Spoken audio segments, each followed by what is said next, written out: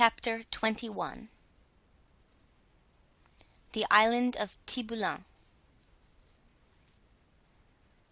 Dantes, although stunned and almost suffocated, had sufficient presence of mind to hold his breath, and as his right hand, prepared as he was for every chance, held his knife open, he rapidly ripped up the sack, extricated his arm, and then his body. But in spite of all his efforts to free himself from the shot, he felt it dragging him down still lower. He then bent his body, and by a desperate effort severed the cord that bound his legs, at the moment when it seemed as if he were actually strangled.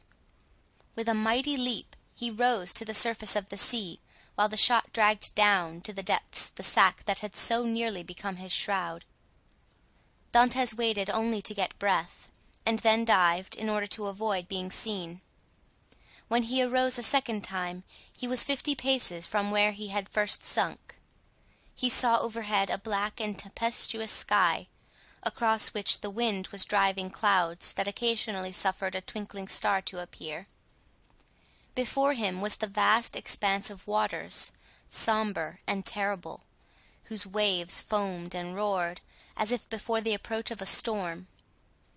Behind him, blacker than the sea, blacker than the sky, rose, phantom-like, the vast stone structure, whose projecting crags seemed like arms extended to seize their prey, and on the highest rock was a torch lighting 2 figures. He fancied that these 2 forms were looking at the sea. Doubtless these strange grave-diggers had heard his cry. Dantes dived again, and remained a long time beneath the water. This was an easy feat to him, for he usually attracted a crowd of spectators in the bay before the lighthouse at Marseilles when he swam there, and was unanimously declared to be the best swimmer in the port. When he came up again the light had disappeared. He must now get his bearings. Ratonneau and Pomègue are the nearest islands of all those that surround the Château d'If, but Ratonneau and Pomègue are inhabited, as is also the islet of Daume. Tibullin and Le Maire were therefore the safest for Dantes's adventure. The island of Tibullin and Le Maire are a league from the Château d'If. Dantes, nevertheless, determined to make for them. But how could he find his way in the darkness of the night? At this moment he saw the light of Planier, gleaming in front of him like a star. By leaving this light on the right, he kept the island of Tibullin a little on the left. By turning to the left, therefore, he would find it. But, as we have said, it was at least a league from the Château d'If to this island. Often in prison, Faria had said to him, when he saw him idle and inactive, "Dantes, you must not give way to this listlessness. You will be drowned if you seek to escape, and your strength has not been properly exercised and prepared for exertion." These words rang in Dantes's ears, even beneath the waves. He hastened to cleave his way through them, to see if he had not lost his strength. He found with pleasure that his captivity had taken away nothing of his power, and he was still master of that element on whose bosom he had so often sported as a boy. Fear, that relentless pursuer, clogged Dantes's efforts. He listened for any sound that might be audible, and every time that he rose to the top of a wave he scanned the horizon and strove to penetrate the darkness. He fancied that every wave behind him was a pursuing boat, and he redoubled his exertions, increasing rapidly his distance from the chateau, but exhausting his strength. He swam on still, and already the terrible chateau had disappeared in the darkness. He could not see it, but he felt its presence. An hour passed, during which Dantes, excited by the feeling of freedom, continued to cleave the waves. "Let us see," said he. "I have swum about an hour, but as the wind is against me, that has retarded my speed. However, if I am not mistaken, I must be close to Tibullin. But what if I were mistaken?" A shudder passed over him. He sought to tread water in order to rest himself, but the sea was too violent, and he felt that he could not make use of this means of recuperation. "Well," said he, "I will swim on until I am worn out, or the cramp seizes me, and then I shall sink." And he struck out with energy or despair. Suddenly the sky seemed to him to become still darker and more dense, and heavy clouds seemed to sweep down towards him. At the same time he felt a sharp pain in his knee. He fancied for a moment that he had been shot, and listened for the report, but he heard nothing. Then he put out his hand and encountered an obstacle, and with another stroke knew that he had gained the shore. Before him rose a grotesque mass of rocks that resembled nothing so much as a vast fire petrified at the moment of its most fervent combustion. It was the island of Tiboulen. Dantès rose, advanced a few steps, and with a fervent prayer of gratitude stretched himself on the granite, which seemed to him softer than down. Then, in spite of the wind and rain, he fell into the deep, sweet sleep of utter exhaustion. At the expiration of an hour, Edmond was awakened by the roar of thunder. The tempest was let loose and beating the atmosphere with its mighty wings. From time to time a flash of lightning stretched across the heavens like a fiery serpent, lighting up the clouds that rolled on in vast chaotic waves. Dantès had not been deceived. He had reached the first of the two islands, which was, in fact, Tiboulen. He knew that it was barren and without shelter, but when the sea became more calm, he resolved to plunge into its waves again, and swim to La Mer, equally arid but larger, and consequently better adapted for concealment. An overhanging rock offered him a temporary shelter, and scarcely had he availed himself of it, when the tempest burst forth in all its fury.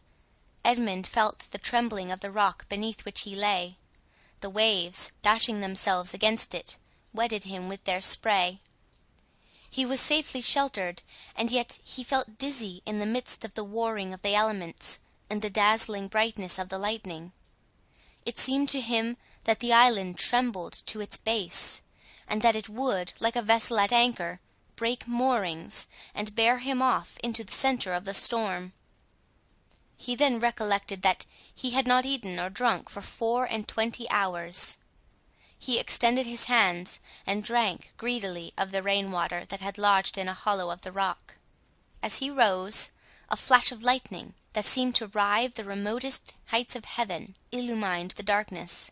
By its light, between the island of La Mer and Cape Croiselle, a quarter of a league distant, Dantès saw a fishing boat driven rapidly like a spectre before the power of winds and waves. A second after, he saw it again, approaching with frightful rapidity. Dantès cried at the top of his voice to warn them of their danger, but they saw it themselves. Another flash showed him 4 men clinging to the shattered mast and the rigging, while a 5th clung to the broken rudder. The men he beheld saw him undoubtedly, for their cries were carried to his ears by the wind. Above the splintered mast, a sail, rent to tatters, was waving. Suddenly the ropes that still held it gave way, and it disappeared in the darkness of the night, like a vast sea-bird. At the same moment a violent crash was heard, and cries of distress. Dantès, from his rocky perch, saw the shattered vessel, and among the fragments the floating forms of the hapless sailors. Then all was dark again. Dantès ran down the rocks, at the risk of being himself dashed to pieces. He listened, he groped about, but he heard and saw nothing. The cries had ceased, and the tempest continued to rage. By degrees the wind abated. Vast gray clouds rolled towards the west, and the blue firmament appeared studded with bright stars.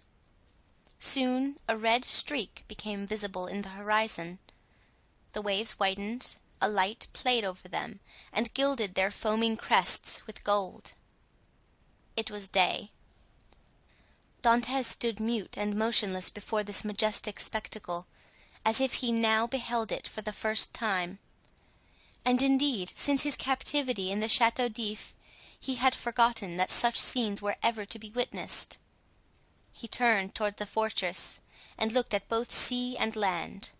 The gloomy building rose from the bosom of the ocean, with imposing majesty, and seemed to dominate the scene. It was about 5 o'clock. the sea continued to get calmer. "In 2 or 3 hours," thought Dantès, "the turnkey will enter my chamber, find the body of my poor friend, recognize it, seek for me in vain, and give the alarm. Then the tunnel will be discovered. The men who cast me into the sea, and who must have heard the cry I uttered, will be questioned.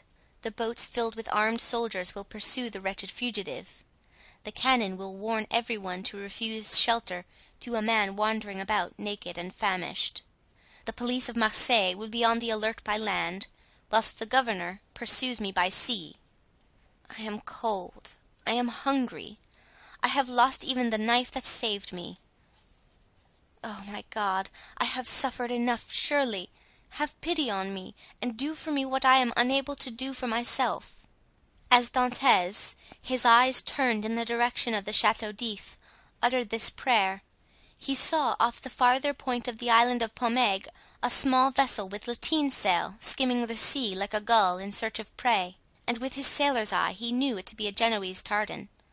She was coming out of Marseilles harbor and was standing out to sea rapidly, her sharp prow cleaving through the waves. "Oh," cried Edmond, "to think that in half an hour I could join her, did I not fear being questioned, detected, and conveyed back to Marseilles! What can I do? What story can I invent? Under pretext of trading along the coast, these men, who are in reality smugglers, will prefer selling me to doing a good action. I must wait, but I cannot. I am starving. In a few hours my strength will be utterly exhausted. Besides, perhaps I have not been missed at the fortress. I can pass as one of the sailors wrecked last night. My story will be accepted, for there is no one left to contradict me." As he spoke, Dantès looked toward the spot where the fishing vessel had been wrecked, and started. The red cap of one of the sailors hung to a point of the rock, and some timbers that had formed part of the vessel's keel floated at the foot of the crag. In an instant Dantès' plan was formed. He swam to the cap, placed it on his head, seized one of the timbers, and struck out so as to cut across the course the vessel was taking. "I am saved," murmured he, and this conviction restored his strength. He soon saw that the vessel, with the wind dead ahead, was tacking between the Château d'If and the tower of Planier. For an instant he feared lest, instead of keeping in shore, she should stand out to sea, but he soon saw that she would pass, like most vessels bound for Italy, between the islands of Jaros and Castelaragne. However, the vessel and the swimmer insensibly neared one another, and in one of its tacks the tartan bore down with 1/4 of a mile of him. He rose on the waves, making signs of distress, but no one on board saw him, and the vessel stood on another tack. Dantès would have shouted, but he knew that the wind would drown his voice. It was then he rejoined at his precaution in taking the timber, for without it he would have been unable, perhaps, to reach the vessel, certainly to return to shore, should he be unsuccessful in attracting attention. Dantès, although sure as to what course the vessel would take, had yet watched it anxiously until it tacked and stood towards him. Then he advanced, but before they could meet, the vessel again changed her course. By a violent effort he rose half out of the water, waving his cap, and uttering a loud shout peculiar to sailors. This time he was both seen and heard, and the tartan instantly steered towards him. At the same time he saw they were about to lower the boat. An instant after, the boat, rowed by 2 men, advanced rapidly towards him. Dantès let go of the timber, which he now thought to be useless, and swam vigorously to meet them. But he had reckoned too much upon his strength, and then he realized how serviceable the timber had been to him. His arms became stiff, his legs lost their flexibility, and he was almost breathless. He shouted again. The 2 sailors redoubled their efforts, and one of them cried in Italian, "Courage!" The word reached his ear as a wave, which he no longer had the strength to surmount, passed over his head. He rose again to the surface, struggled with the last desperate effort of a drowning man, uttered a 3rd cry, and felt himself sinking, as if the fatal cannon shot were again tied to his feet. The water passed over his head, and the sky turned gray. A convulsive movement again brought him to the surface. He felt himself seized by the hair, then he saw and heard nothing. He had fainted. When he opened his eyes, Dantès found himself on the deck of the tartan. His first care was to see what course they were taking. They were rapidly leaving the Château d'If behind. Dantès was so exhausted that the exclamation of joy he uttered was mistaken for a sigh. As we have said, he was lying on the deck. A sailor was rubbing his limbs with a woolen cloth. Another, whom he recognized as the one who had cried out, "Courage!" held a gourd full of rum to his mouth; while the third, an old sailor, at once the pilot and captain, looked on with that egotistical pity men feel for a misfortune that they have escaped yesterday, and which may overtake them tomorrow. A few drops of the rum restored suspended animation, while the friction of his limbs restored their elasticity. "Who are you?" said the pilot in bad French. "I am," replied Dantès in bad Italian, "a Maltese sailor. We were coming from Syracuse laden with grain. The storm of last night overtook us at Cape Morgan, and we were wrecked on these rocks." "Where do you come from?" "From these rocks that I had the good luck to cling to while our captain and the rest of the crew were all lost. I saw your vessel, and fearful of being left to perish on the desolate island, I swam off on a piece of wreckage to try and intercept your course. You have saved my life, and I thank you," continued Dantès. "I was lost when one of your sailors caught hold of my hair." "It was I," said a sailor of a frank and manly appearance, "and it was time, for you were sinking." "Yes," returned Dantès, holding out his hand, "I thank you again." "I almost hesitated, though," replied the sailor. "You looked more like a brigand than an honest man, with your beard 6 inches and your hair a foot long." Dantès recollected that his hair and beard had not been cut all the time he was at the Château d'If. "Yes," said he, "I made a vow to Our Lady of the Grotto not to cut my hair or beard for 10 years if I were saved in a moment of danger, but today the vow expires. Now, what are we to do with you?" said the captain. "Alas, anything, if you please. My captain is dead. I have barely escaped, but I am a good sailor. Leave me at the first port you make. I shall be sure to find employment." "Do you know the Mediterranean?" "I have sailed it over since my childhood." "You know the best harbors?" "There are few ports that I could not enter or leave with a bandage over my eyes." "I say, captain," said the sailor who had cried courage to Dantès, "if what he says is true, what hinders his staying with us?" "If he says true," said the captain doubtingly, "but in his present condition he will promise anything, and take his chance of keeping it afterwards." "I will do more than promise," said Dantès. "We shall see," returned the other, smiling. "Where are you going?" asked Dantès. "To Leghorn." "Then why, instead of tacking so frequently, do you not sail nearer the wind?" "Because we should run straight on to the island of Rayon." "You shall pass by it by 20 fathoms." "Take the helm, and let us see what you know." The young man took the helm, felt to see if the vessel answered the rudder promptly, and seeing that, without being a first-rate sailor, she yet was tolerably obedient. "To the sheets," said he. The 4 seamen who composed the crew obeyed, while the pilot looked on. "Haul taut." They obeyed. "Belay." This order was also executed, and the vessel passed, as Dantès had predicted, 20 fathoms to windward. "Bravo! bravo!" said the captain. "Bravo!" repeated the sailors, and they all looked with astonishment at this man whose eye now disclosed an intelligence, and his body a vigor they had not thought him capable of showing. "You see," said Dantès, quitting the helm, "I shall be of some use to you, at least during the voyage. If you do not want me at Leghorn, you can leave me there, and I will pay you out of the first wages I get, for my food and the clothes you lend me." "Ah," said the captain, "we can agree very well if you are reasonable."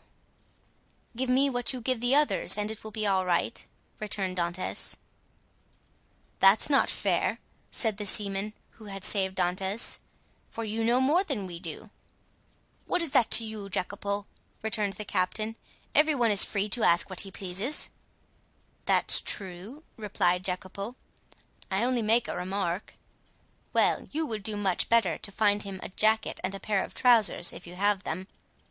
"No," said Jacopo, "but I have a shirt and a pair of trousers." "That is all I want," interrupted Dantès. Jacopo dived into the hold and soon returned with what Edmond wanted. "Now then, do you wish for anything else?" said the patron. "A piece of bread and another glass of the capital rum I tasted, for I have not eaten or drunk for a very long time."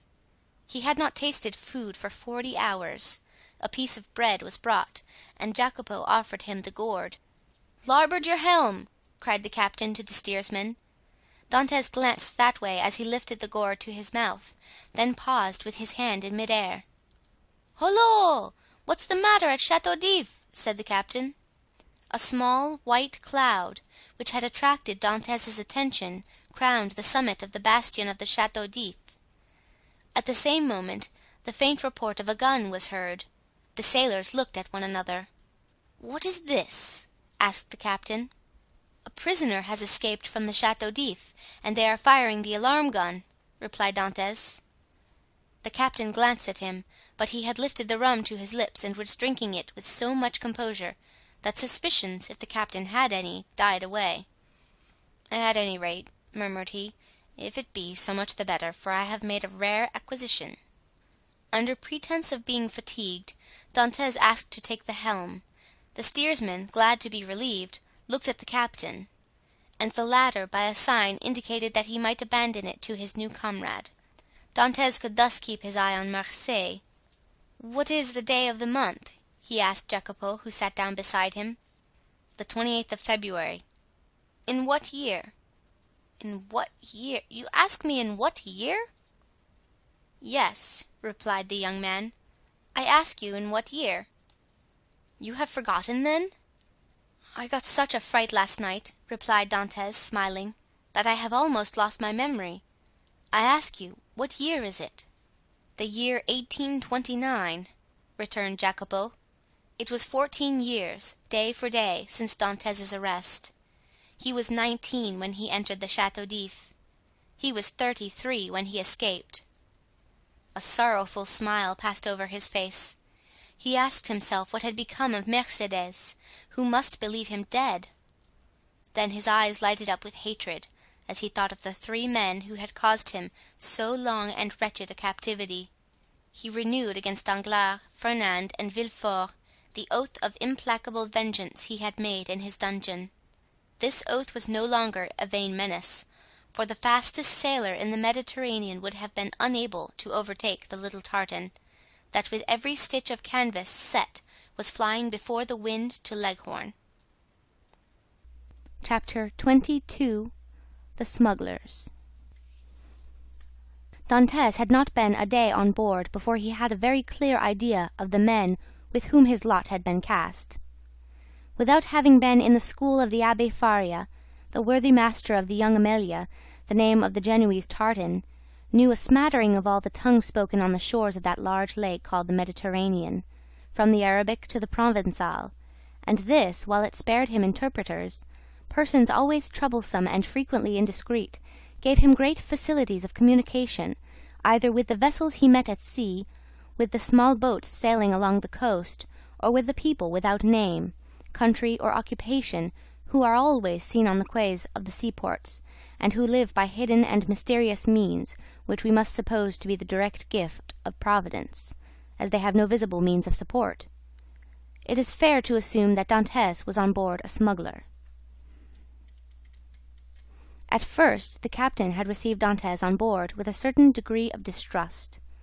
He was very well known to the customs officers of the coast, and as there was between these worthies and himself a perpetual battle of wits, he had at first thought that Dantès might be an emissary of these industrious guardians of rights and duties, who perhaps employed this ingenious means of learning some of the secrets of his trade.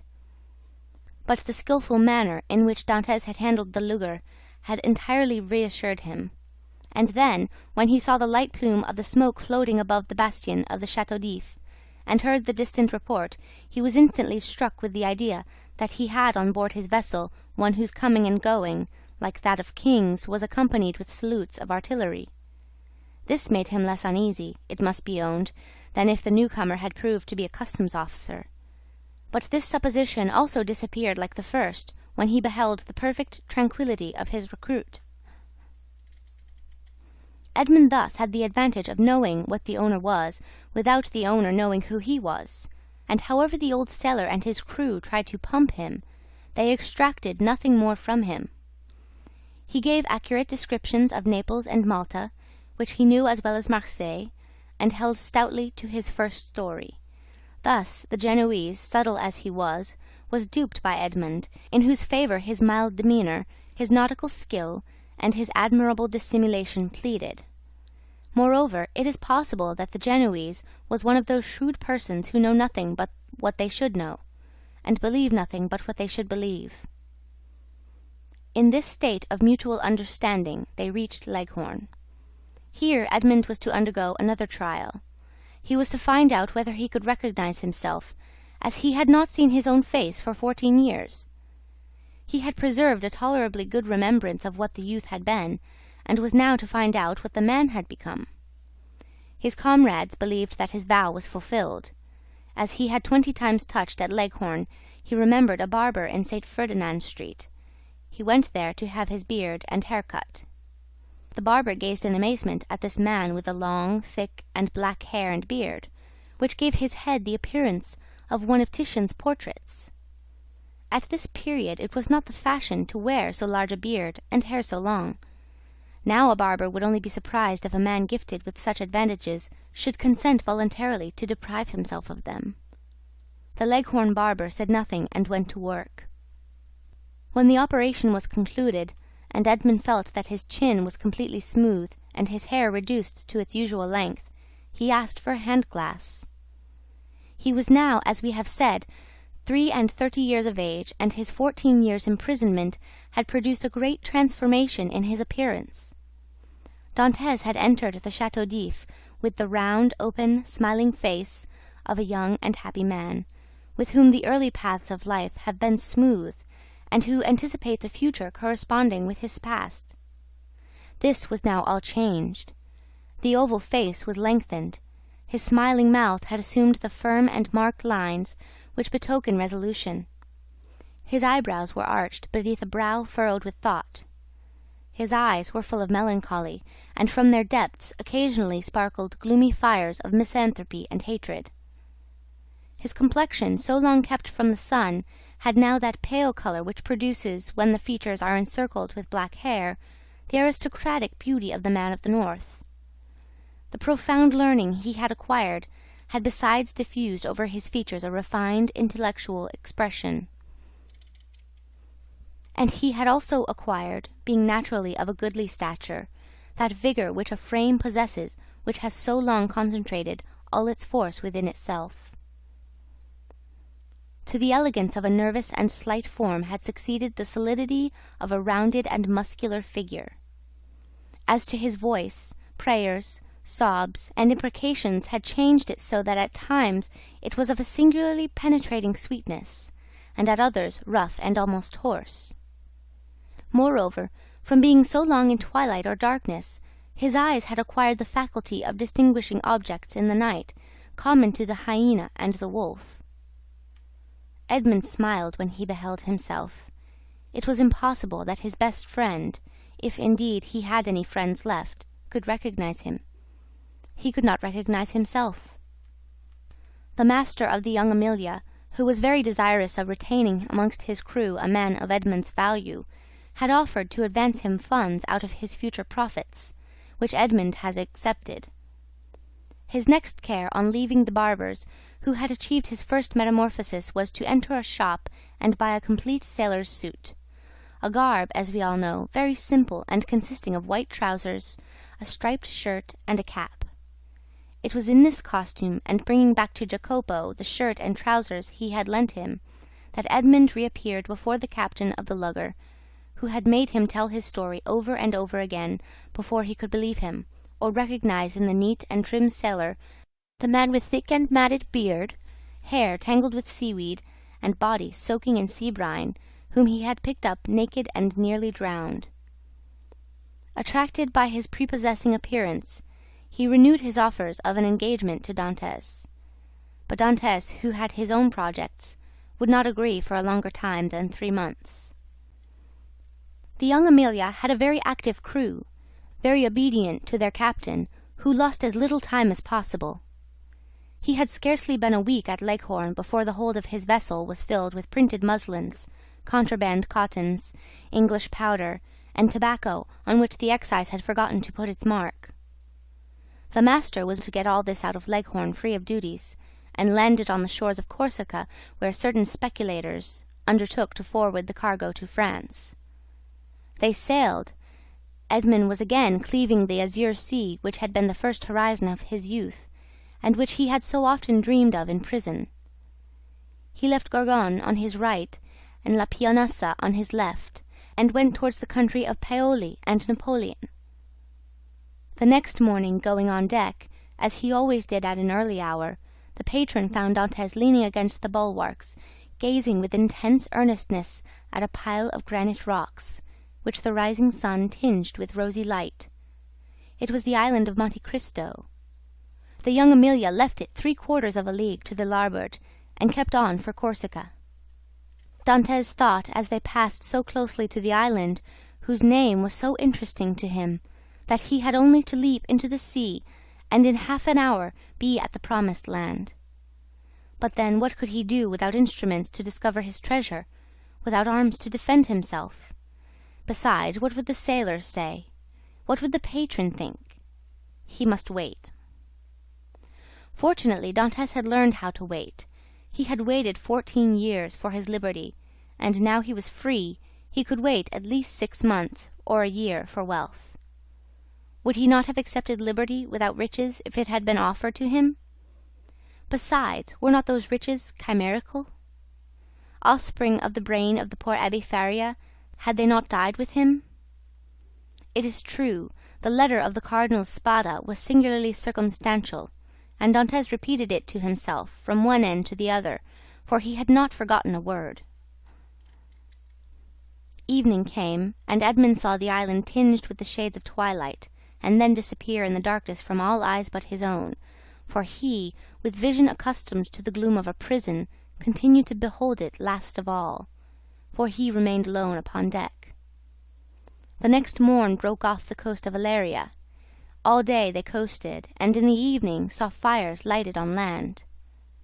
The position of these was no doubt a signal for landing, for a ship's lantern was hung up at the masthead instead of the streamer, and they came to within a gunshot of the shore.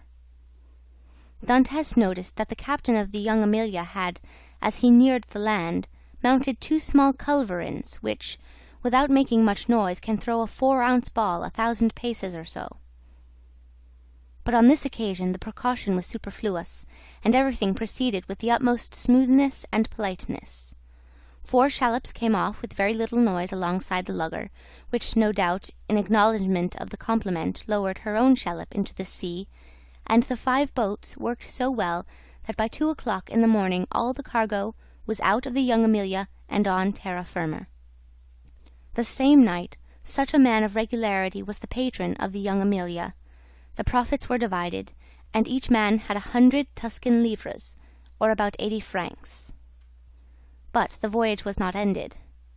They turned the bowsprit towards Sardinia, where they intended to take in a cargo, which was to replace what had been discharged. The second operation was as successful as the first. The young Amelia was in luck.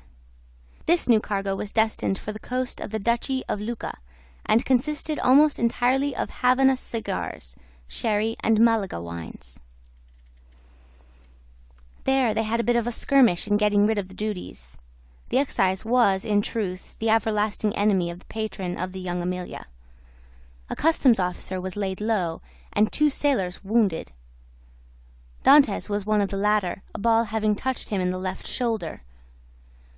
Dantes was almost glad of this affray, and almost pleased at being wounded, for they were rude lessons which taught him with what eye he could view danger, and with what endurance he could bear suffering. He had contemplated danger with a smile, and when wounded had exclaimed with the great philosopher, "Pain, thou art not an evil."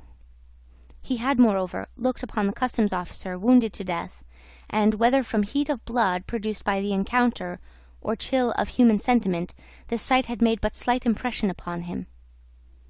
Dantes was on the way he desired to follow, and was moving towards the end he wished to achieve.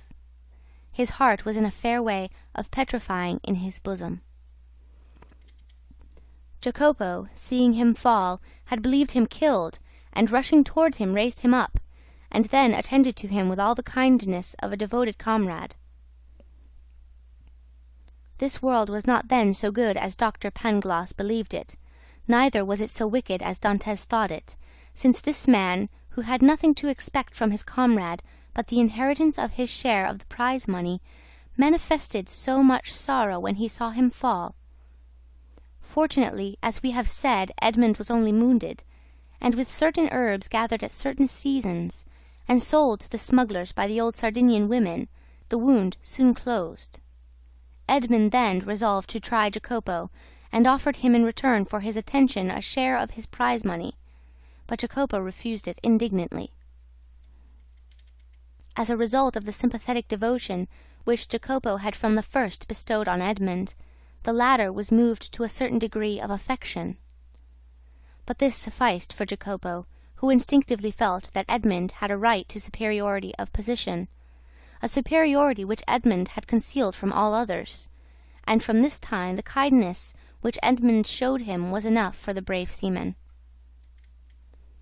Then in the long days on board ship, when the vessel, gliding on with security over the azure sea, required no care but the hand of the helmsman, thanks to the favourable winds that swelled her sails, Edmond, with a chart in his hand, became the instructor of Jacopo, as the poor Abbé Faria had been his tutor. He pointed out to him the bearings of the coast, explained to him the variations of the compass, and taught him to read in that vast book opened over our heads which they call heaven, and where God writes in azure with letters of diamonds. And when Jacopo inquired of him, "What is the use of teaching all these things to a poor sailor like me?" Edmond replied, "Who knows? You may one day be the captain of a vessel. Your fellow countryman Bonaparte became emperor." We had forgotten to say that Jacopo was a Corsican. 2 months and a half elapsed in these trips, and Edmond had become as skilful a coaster as he had been a hardy seaman. He had formed an acquaintance with all the smugglers on the coast, and learned all the Masonic signs by which these half-pirates recognize each other. He had passed and repassed his island of Monte Cristo 20 times, but not once had he found an opportunity of landing there. He then formed a resolution. As soon as his engagement with the patron of the young Amelia ended, he would hire a small vessel on his own account, for in his several voyages he had amassed 100 piastres, and under some pretext land at the island of Monte Cristo. Then he would be free to make his researches, not perhaps entirely at liberty, for he would be doubtless watched by those who accompanied him. But in this world we must risk something. Prison had made Edmond prudent, and he was desirous of running no risk whatever. But in vain did he rack his imagination. Fertile as it was, he could not devise any plan for reaching the island without companionship. Dantes was tossed about on these doubts and wishes, when the patron, who had great confidence in him, and was very desirous of retaining him in his service, took him by the arm one evening and led him to a tavern on the Via del Oglio, where the leading smugglers of Leghorn used to congregate and discuss affairs connected with their trade.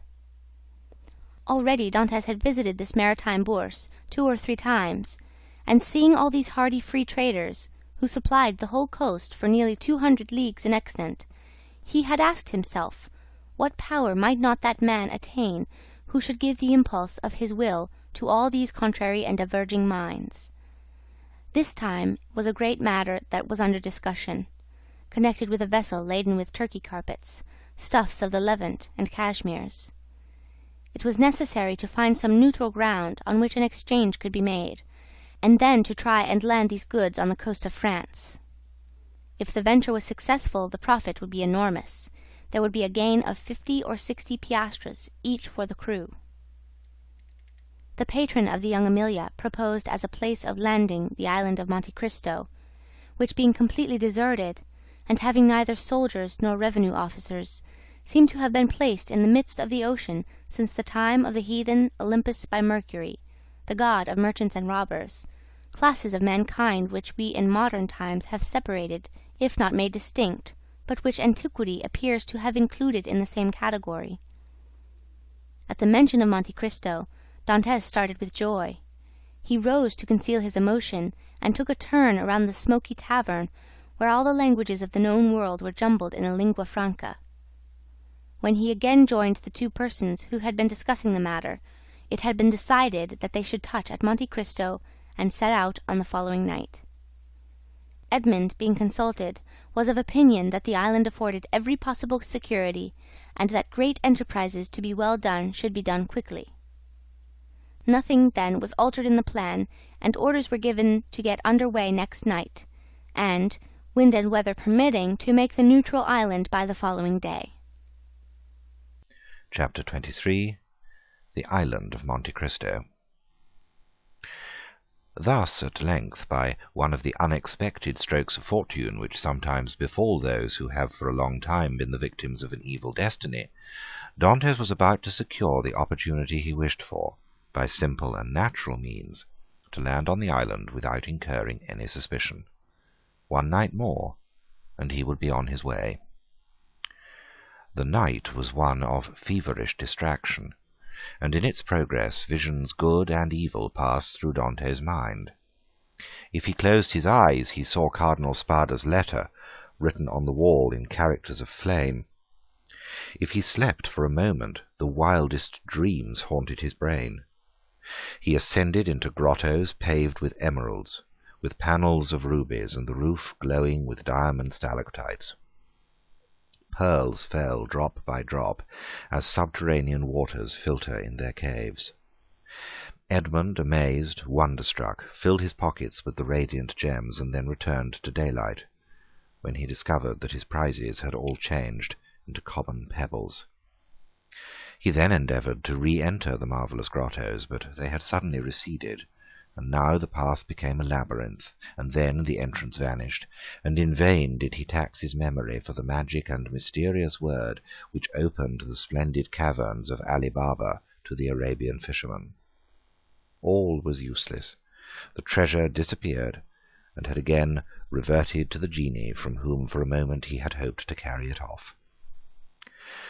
The day came at length, and was almost as feverish as the night had been, but it brought reason to the aid of imagination, and Dantes was then enabled to arrange a plan which had hitherto been vague and unsettled in his brain. Night came, and with it the preparations for departure, and these preparations served to conceal Dantes' agitation. He had by degrees assumed such authority over his companions that he was almost like a commander on board, and as his orders were always clear, distinct, and easy of execution, his comrades obeyed him with celerity and pleasure. The old patron did not interfere, for he too had recognized the superiority of Dantes over the crew and himself. He saw in the young man his natural successor, and regretted that he had not a daughter, since he might have bound Edmond to him by a more secure alliance. At 7 o'clock in the evening all was ready, and at 10 minutes past 7 they doubled the lighthouse just as the beacon was kindled. The sea was calm, and with a fresh breeze from the southeast they sailed beneath a bright blue sky, in which God also lighted up in turn his beacon lights, each of which is a world. Dantes told them that all hands might turn in, and he would take the helm. When the Maltese, for so they called Dantes, had said this, it was sufficient, and all went to their bunks contentedly. This frequently happened. Dantes, cast from solitude into the world, frequently experienced an imperious desire for solitude, and what solitude is more complete or more poetical than that of a ship floating in isolation on the sea during the obscurity of the night, in the silence of immensity, and under the eye of heaven? Now, this solitude was peopled with his thoughts, the night lighted up by his illusions, and the silence animated by his anticipations. When the patron awoke, the vessel was hurrying on with every sail set and every sail full with the breeze.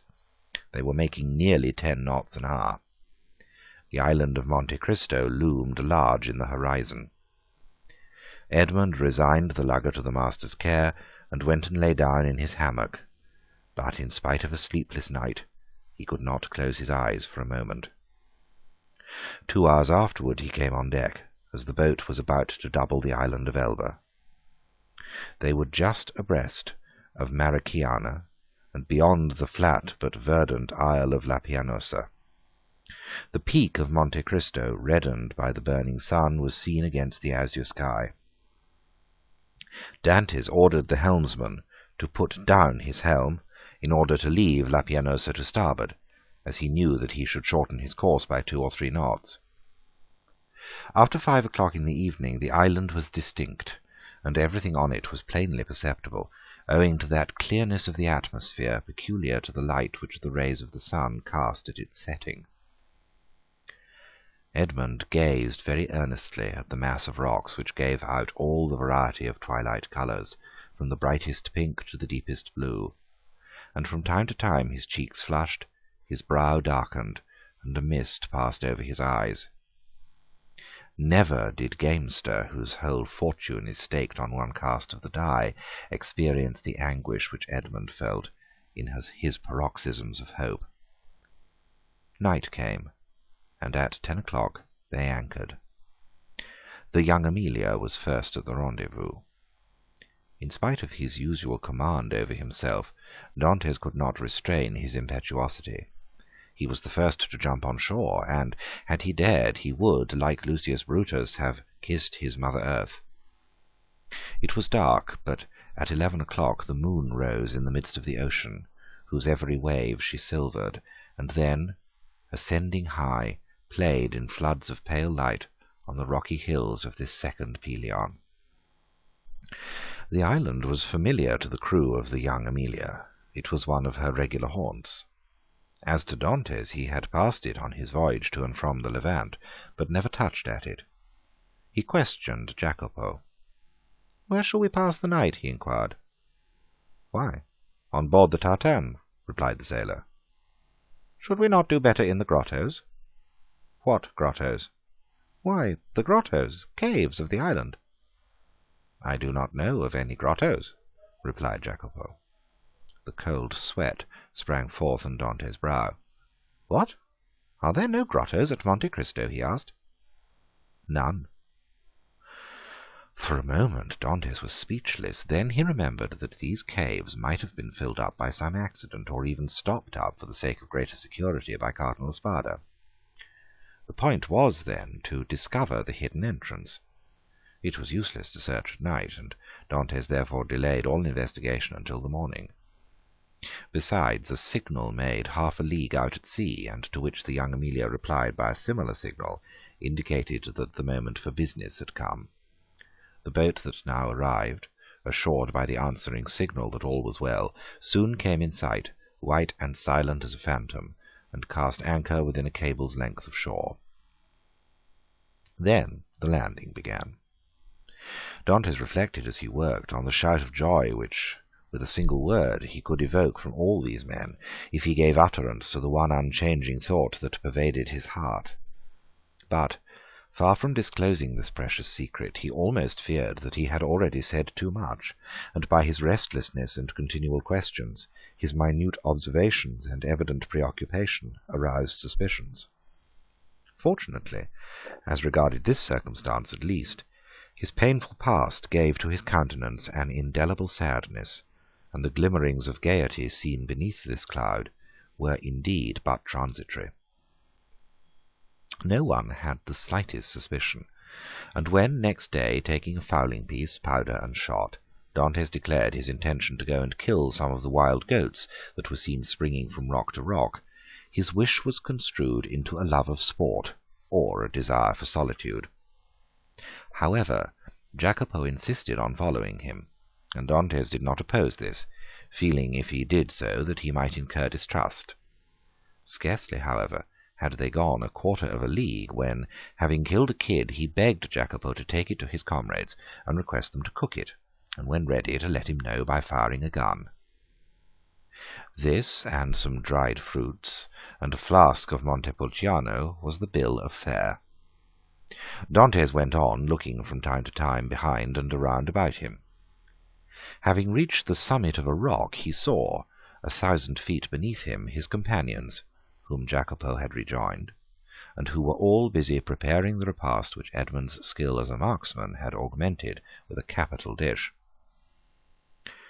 Edmond looked at them for a moment with the sad and gentle smile of a man superior to his fellows. "In 2 hours' time," said he, "these persons will depart richer by 50 piastres each, to go and risk their lives again by endeavouring to gain 50 more. Then they will return with a fortune of 600 francs, and waste this treasure in some city with the pride of sultans and the insolence of nabobs. At this moment hope makes me despise their riches, which seem to me contemptible. Yet perchance tomorrow deception will so act on me that I shall, on compulsion, consider such a contemptible possession as the utmost happiness." "Oh, no," exclaimed Edmond, "that will not be. The wise, unerring Faria could not be mistaken in this one thing. Besides, it were better to die than to continue to lead this low and wretched life." Thus Dantes, who but 3 months before had no desire but liberty, had now not liberty enough, and panted for wealth. This cause was not in Dantes, but in Providence, who, while limiting the power of man, has filled him with boundless desires. Meanwhile, by a cleft between 2 walls of rock, following a path worn by a torrent, and which, in all human probability, human foot had never before trod, Dantes approached the spot where he supposed the grottos must have existed. Keeping along the shore, and examining the smallest object with serious attention, he thought he could trace, on certain rocks, marks made by the hand of man. Time, which encrusts all physical substances with its mossy mantle, as it invests all things of the mind with forgetfulness, seemed to have respected these signs, which apparently had been made with some degree of regularity, and probably with a definite purpose. Occasionally the marks were hidden under tufts of myrtle, which spread into large bushes laden with blossoms, or beneath parasitical lichen. So Edmond had to separate the branches, or brush away the moss, to know where the guide marks were. The sight of marks renewed Edmond's fondest hopes. Might it not have been the Cardinal himself who had first traced them, in order that they might serve as a guide for his nephew in the event of a catastrophe which he could not foresee, would have been so complete? This solitary place was precisely suited to the requirements of a man desirous of burying treasure. Only, might not those betraying marks have attracted other eyes than those for whom they were made? And had the dark and wondrous island indeed faithfully guarded its precious secret? It seemed, however, to Edmond, who was hidden from his comrades by the inequalities of the ground, that at 60 paces from the harbour the marks ceased, nor did they terminate at any grotto. A large round rock, placed solidly on its base, was the only spot to which they seemed to lead. Edmond concluded that perhaps, instead of having reached the end of the route, he had only explored its beginning, and he therefore turned round and retraced his steps. Meanwhile his comrades had prepared the repast, had got some water from a spring, spread out the fruit and bread, and cooked the kid. Just at the moment when they were taking the dainty animal from the spit, they saw Edmond springing with the boldness of a chamois from rock to rock, and they fired the signal agreed upon. The sportsman instantly changed his direction and ran quickly towards them. But even while they watched his daring progress, Edmund's foot slipped, and they saw him stagger on the edge of a rock and disappear. They all rushed towards him, for all loved Edmund in spite of his superiority. Yet Jacopo reached him first. He found Edmund lying prone, bleeding, and almost senseless. He had rolled down a declivity of 12 or 15 feet. They poured a little rum down his throat, and this remedy, which had before been so beneficial to him, produced the same effect as formerly. Edmund opened his eyes, complained of a great pain in his knee, a feeling of heaviness in his head, and severe pains in his loins. They wished to carry him to the shore, but when they touched him, although under Jacopo's directions, he declared with heavy groans that he could not bear to be moved. It may be supposed that Dantes did not now think of his dinner, but he insisted that his comrades, who had not his reasons for fasting, should have their meal. As for himself, he declared that he had only need of a little rest, and that when they returned he should be easier. The sailors did not require much urging. They were hungry, and the smell of the roasted kid was very savoury, and your tars are not very ceremonious. An hour afterwards they returned. All that Edmond had been able to do was to drag himself about a dozen paces forward, to lean against a moss-grown rock.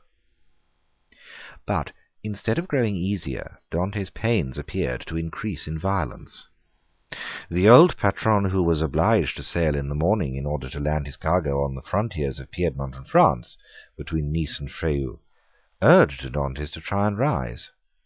Edmond made great exertions in order to comply, but at each effort he fell back, moaning and turning pale. "He has broken his ribs," said the commander in a low voice. "No matter, he is an excellent fellow, and we must not leave him. We will try and carry him on board the tartan." Dantes declared, however, that he would rather die where he was than undergo the agony which the slightest movement cost him. "Well," said the patron, "let what may happen, it shall never be said that we deserted a good comrade like you. We will not go till evening." This very much astonished the sailors, although not one opposed it. The patron was so strict that this was the first time they had ever seen him give up an enterprise or even delay in its execution. Dantes would not allow that any such infraction of regular and proper rules should be made in his favour. "No, no," he said to the patron, "I was awkward, and it is just that I pay the penalty of my clumsiness. Leave me a small supply of biscuit, a gun, powder, and balls to kill the kids or defend myself at need, and a pickaxe that I may build a shelter if you delay in coming back for me." "But you'll die of hunger," said the patron. "I would rather do so," was Edmond's reply, "than suffer the inexpressible agonies which the slightest movement causes me." The patron turned towards his vessel, which was rolling on the swell in the little harbour, and, with sails partly set, would be ready for sea when her toilet should be completed. "What are we to do, Maltese?" asked the captain. "We cannot leave you here so, and yet we cannot stay." "Go, go!" exclaimed Dantes. "We shall be absent at least a week," said the patron, "and then we must run out of our course to come here and take you up again." "Why," said Dantes, "if in 2 or 3 days you hail any fishing boat, desire them to come here to me. I will pay 25 piastres for my passage back to Leghorn. If you do not come across one, return for me." The patron shook his head.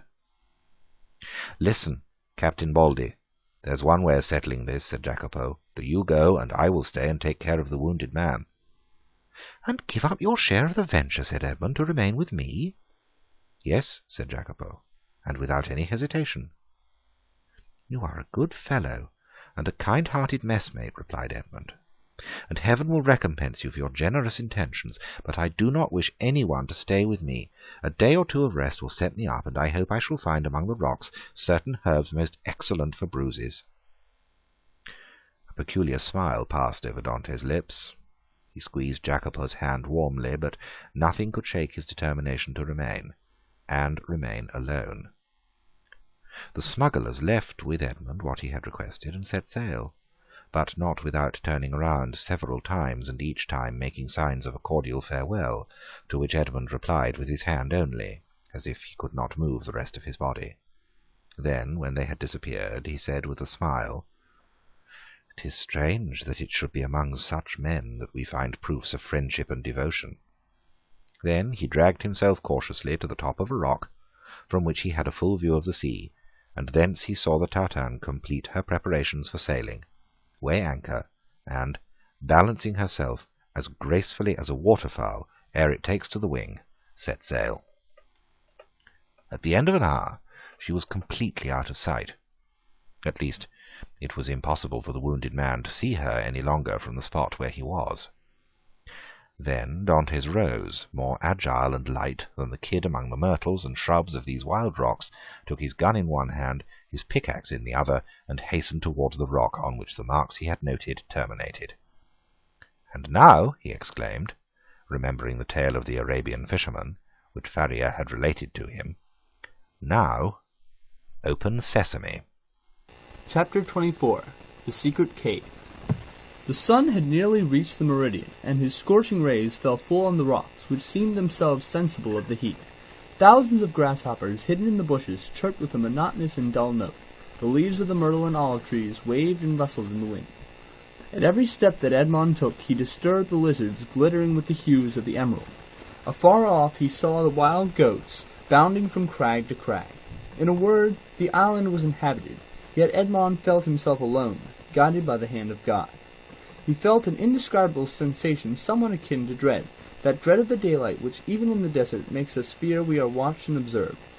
This feeling was so strong that at the moment when Edmond was about to begin his labor, he stopped, laid down his pickaxe, seized his gun, mounted to the summit of the highest rock, and from thence gazed round in every direction. But it was not upon Corsica, the very houses of which he could distinguish, or on Sardinia, or on the island of Elba with its historical associations, or upon the almost imperceptible line that to the experienced eye of a sailor alone revealed the coast of Genoa the proud, and Leghorn the commercial, that he gazed. It was at the brigantine that had left in the morning, and the tartan that had just set sail, that Edmond fixed his eyes. The first was just disappearing in the straits of Bonifacio. The other, following in opposite direction, was about to round the island of Corsica. This sight reassured him. He then looked at the objects near him. He saw that he was on the highest point of the island, a statue on this vast pedestal of granite, nothing human appearing in sight, while the blue ocean beat against the base of the island and covered it with a fringe of foam. Then he descended with cautious and slow step, for he dreaded lest an accident similar to that he had so adroitly feigned should happen in reality. Dantes, as we have said, had traced the marks along the rocks, and he had noticed that they led to a small creek, which was hidden like the bath of some ancient nymph. This creek was sufficiently wide at its mouth, and deep in the center, to admit of the entrance of a small vessel of the lugger class, which would be perfectly concealed from observation. Then, following the clue that, in the hands of the Abbé Faria, had been so skilfully used to guide him through the Daedalian labyrinth of probabilities, he thought that the Cardinal Spada, anxious not to be watched, had entered the creek, concealed his little bark, followed the line marked by the notches in the rock, and at the end of it had buried his treasure. It was this idea that had brought Dantes back to the circular rock. One thing only perplexed Edmond and destroyed his theory. How could this rock, which weighed several tons, have been lifted to the spot without the aid of many men? Suddenly an idea flashed across his mind.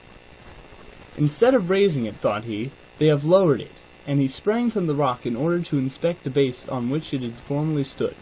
He soon perceived that a slope had been formed, and the rock had slid along this until it stopped at the spot it now occupied. A large stone had served as a wedge. Flints and pebbles had been inserted around it so as to conceal the orifice.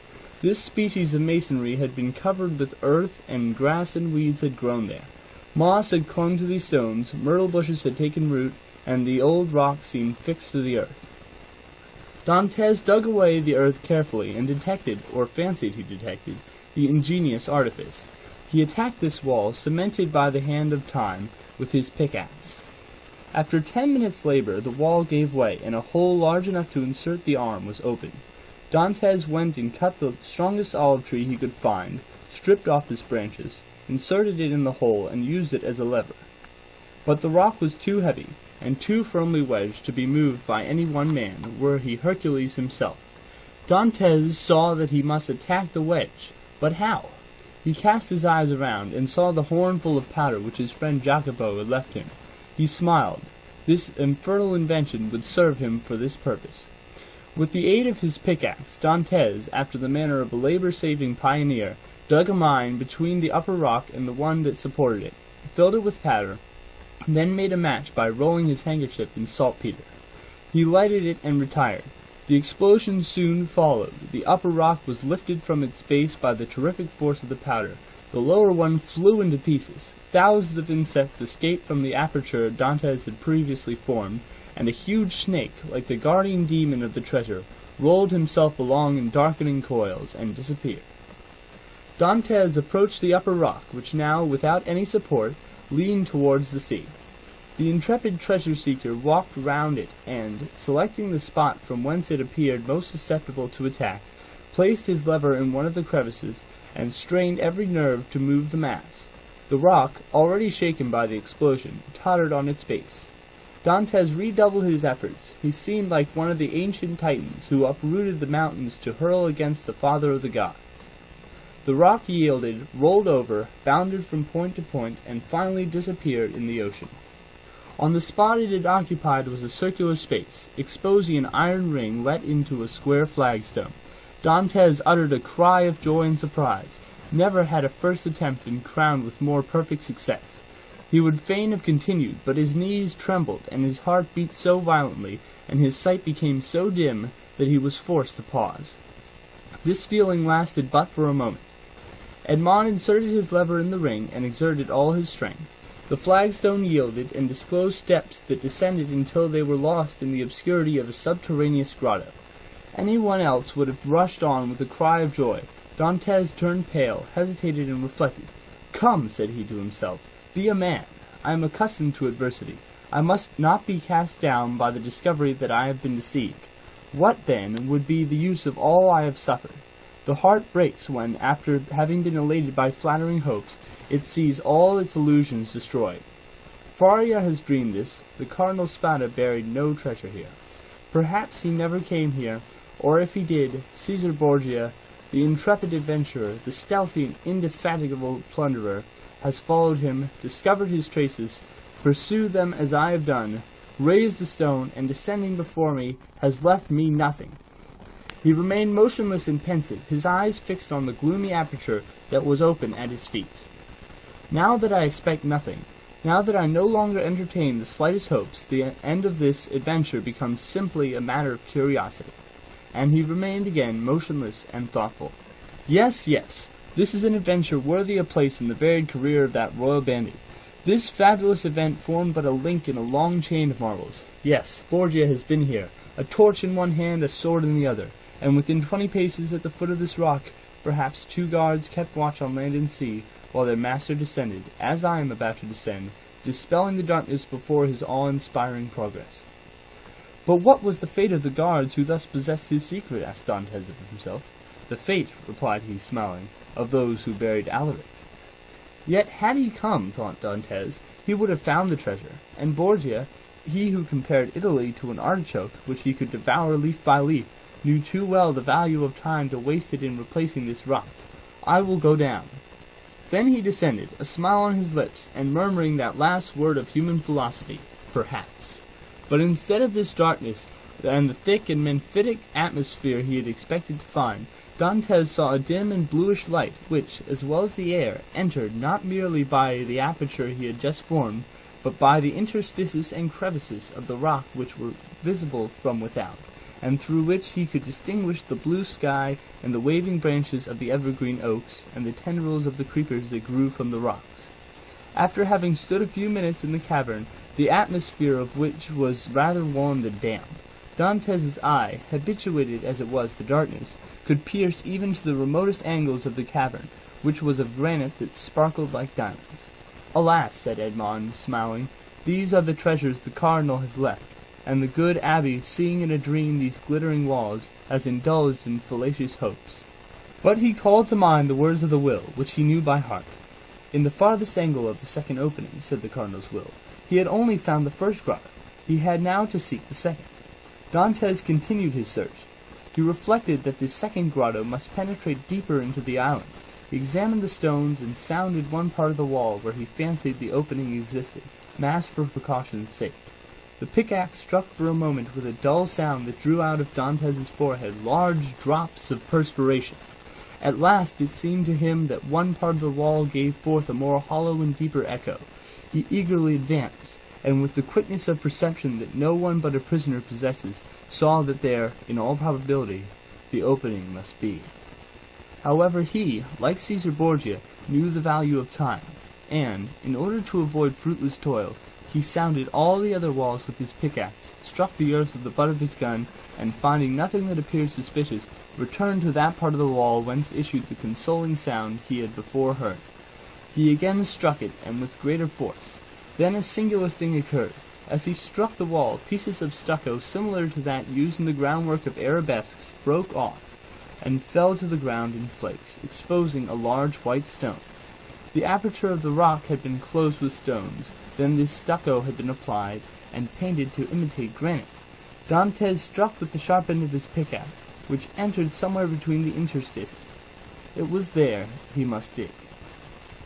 But by some strange play of emotion, in proportion as the proofs that Faria had not been deceived became stronger, so did his heart give way, and a feeling of discouragement stole over him. This last proof, instead of giving him fresh strength, deprived him of it. The pickaxe descended, or rather fell. He placed it on the ground, passed his hand over his brow, and remounted the stairs, alleging to himself, as an excuse, a desire to be assured that no one was watching him, but in reality because he felt that he was about to faint. The island was deserted, and the sun seemed to cover it with his fiery glance. Afar off, a few small fishing boats studded the bosom of the blue ocean. Dantes had tasted nothing, but he thought not of hunger at such a moment. He hastily swallowed a few drops of rum, and again entered the cavern. The pickaxe that had seemed so heavy was now like a feather in his grasp. He seized it and attacked the wall. After several blows he perceived that the stones were not cemented, but had been merely placed one upon the other, and covered with stucco. He inserted the point of his pickaxe, and using the handle as a lever, with joy saw the stone turn as if on hinges, and fall at his feet. He had nothing more to do now, but with the iron tooth of the pickaxe to draw the stones towards him one by one. The aperture was already sufficiently large for him to enter, but by waiting he could still cling to hope, and retard the certainty of deception. At last, after renewed hesitation, Dantes entered the second grotto. The second grotto was lower and more gloomy than the first. The air that could only enter by the newly formed opening had that mephitic spell Dantes was surprised not to find in the outer cavern. He waited in order to allow pure air to displace the foul atmosphere, and then went on. At the left of the opening was a dark and deep angle, but to Dantes's eye there was no darkness. He glanced around this second grotto. It was, like the first, empty. The treasure, if it existed, was buried in this corner. The time had at last arrived. 2 feet of earth removed, and Dantes's fate would be decided. He advanced towards the angle, and summoning all his resolution, attacked the ground with the pickaxe. At the 5th or 6th blow, the pickaxe struck against an iron substance. Never did funeral knell, never did alarm bell, produce a greater effect on the hearer. Had Dantes found nothing, he could not have become more ghastly pale. He again struck his pickaxe into the earth, and encountered the same resistance, but not with the same sound. It is a casket of wood bound with iron, thought he. At this moment a shadow passed rapidly before the opening. Dantes seized his gun, sprang through the opening, and mounted the stair. A wild goat had passed before the mouth of the cave, and was feeding at a little distance. This would have been a favorable occasion to secure his dinner, but Dantes feared lest the report of his gun should attract attention. He thought a moment, cut a branch of a resinous tree, lighted it at the fire at which the smugglers had prepared their breakfast, and descended with his torch. He wished to see everything. He approached the hole he had dug, and now, with the aid of the torch, saw that his pickaxe had in reality struck against iron and wood. He planted his torch in the ground and resumed his labor. In an instant, a space 3 feet long by 2 feet broad was cleared, and Dantes could see an oaken coffer, bound with cut steel. In the middle of the lid he saw engraved on a silver plate, which was still untarnished, the arms of the Spada family. That is, a sword, pale on an oval shield, like all the Italian armorial bearings, and surmounted by a cardinal's hat. Dantes easily recognized them. Faria had so often drawn them for him. There was no longer any doubt. The treasure was there. No one would have been at such pains to conceal an empty casket. In an instant he had cleared every obstacle away, and he saw successively the lock, placed between 2 padlocks, and the 2 handles at each end, all carved as things were carved at that epoch, when art rendered the commonest metals precious. Dantes seized the handles and strove to lift the coffer. It was impossible. He sought to open it. Lock and padlock were fastened. These faithful guardians seemed unwilling to surrender their trust. Dantes inserted the sharp end of the pickaxe between the coffer and the lid, and pressing with all his force on the handle, burst open the fastenings. The hinges yielded in their turn and fell, still holding in their grasp fragments of the wood, and the chest was opened. Edmond was seized with vertigo. He cocked his gun and laid it beside him. He then closed his eyes as children do in order that they may see in the resplendent night of their own imagination more stars than are visible in the firmament. He then reopened them and stood motionless with amazement. 3 compartments divided the coffer. In the first blazed piles of golden coin. In the second were ranged bars of unpolished gold which possessed nothing attractive save their value. In the third, Edmond grasped handfuls of diamonds, pearls, and rubies, which, as they fell on one another, sounded like hail against glass. After having touched, felt, examined these treasures, Edmond rushed through the caverns like a man seized with frenzy. He leaped upon a rock from whence he could behold the sea. He was alone with these countless, these unheard-of treasures. Was he awake, or was it but a dream? He would fain have gazed upon his gold, and yet he had not strength enough. For an instant he leaned his head in his hands, as if to prevent his senses from leaving him, and then rushed madly about the rocks of Monte Cristo, terrifying the wild goats and scaring the sea-fowls with his wild cries and gestures. Then he returned, and still unable to believe the evidence of his senses, rushed into the grotto and found himself before this mine of gold and jewels. This time he fell on his knees, and clasping his hands convulsively, uttered a prayer intelligible to God alone. He soon became calmer and more happy, for only now did he begin to realize his felicity. He then set himself to work to count his fortune. There were 1,000 ingots of gold, each weighing from 2 to 3 pounds. Then he piled up 25,000 crowns, each worth about 80 francs of our money, and bearing the effigies of Alexandre VI and his predecessors, and he saw that the complement was not half empty. And he measured 10 double handfuls of pearls, diamonds, and other gems, many of which, mounted by the most famous workmen, were valuable beyond their intrinsic worth. Dantes saw the light gradually disappear, and fearing to be surprised in the cavern, left it, his gun in his hand. A piece of biscuit and a small quantity of rum formed his supper, and he snatched a few hours' sleep, lying over the mouth of the cave.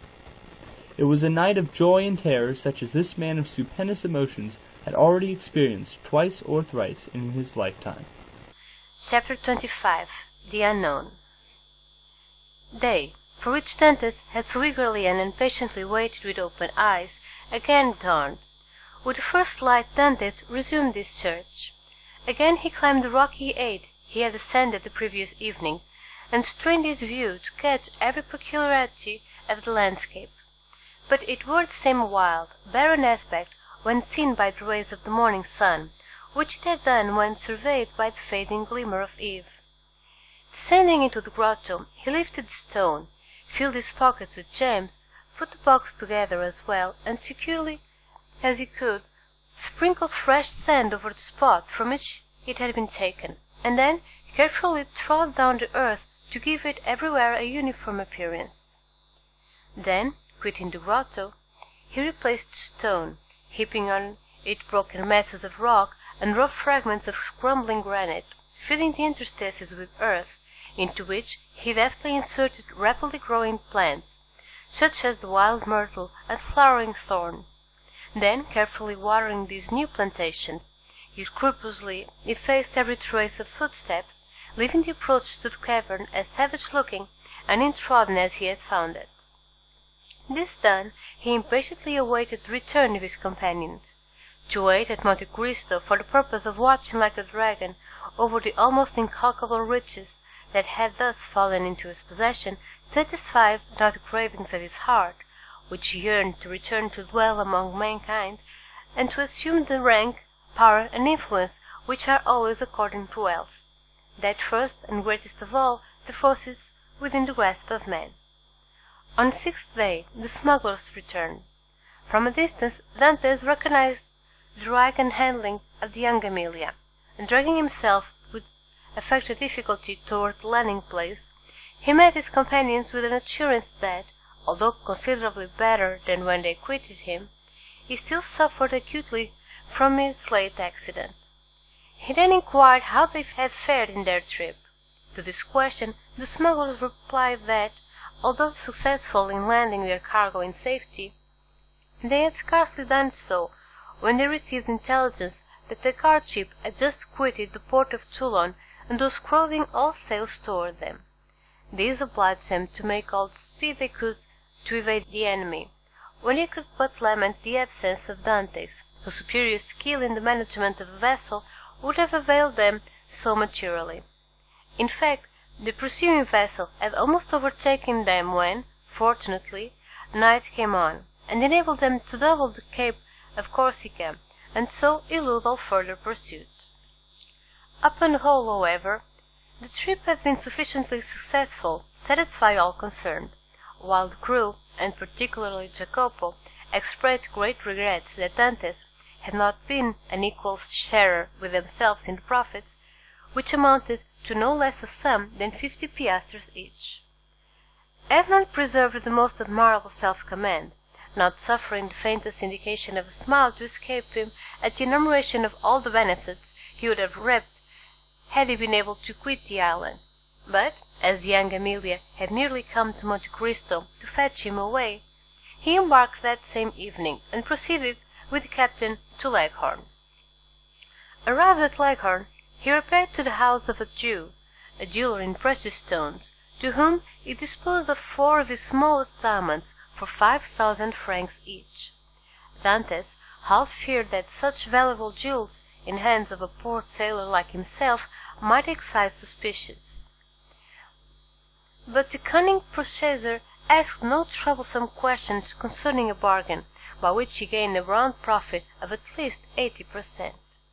The following day Dantes presented Jacopo with an entirely new vessel, accompanying the gift by a donation of 100 piastres, that he might provide himself with a suitable crew and other requisites for his outfit, upon condition that he would go at once to Marseilles for the purpose of acquiring after an old man named Louis Dantes, residing in the alleys de Meylan, and also a young woman called Marseilles, an inhabitant of the Catalan village. Jacopo could scarcely believe his senses at receiving this magnificent present, which Dantes hastened to account for by saying that he had merely been a sailor from him within a desire to spite his family, who did not allow him as much money as he liked to spend, but that on his arrival at Leghorn he had come into possession of a large fortune, left him by an uncle, whose sole heir he was. The superior education of Dantes gave an air of such extreme probability to this statement that it never once occurred to Jacopo to doubt its accuracy. The terms for which Edmond had engaged to serve on board the young Amelia having expired, Dantes took leave of the captain, who would first try all his powers of persuasion to induce him to remain as one of the crew, but having been told the history of the legacy, he ceased to importune him further.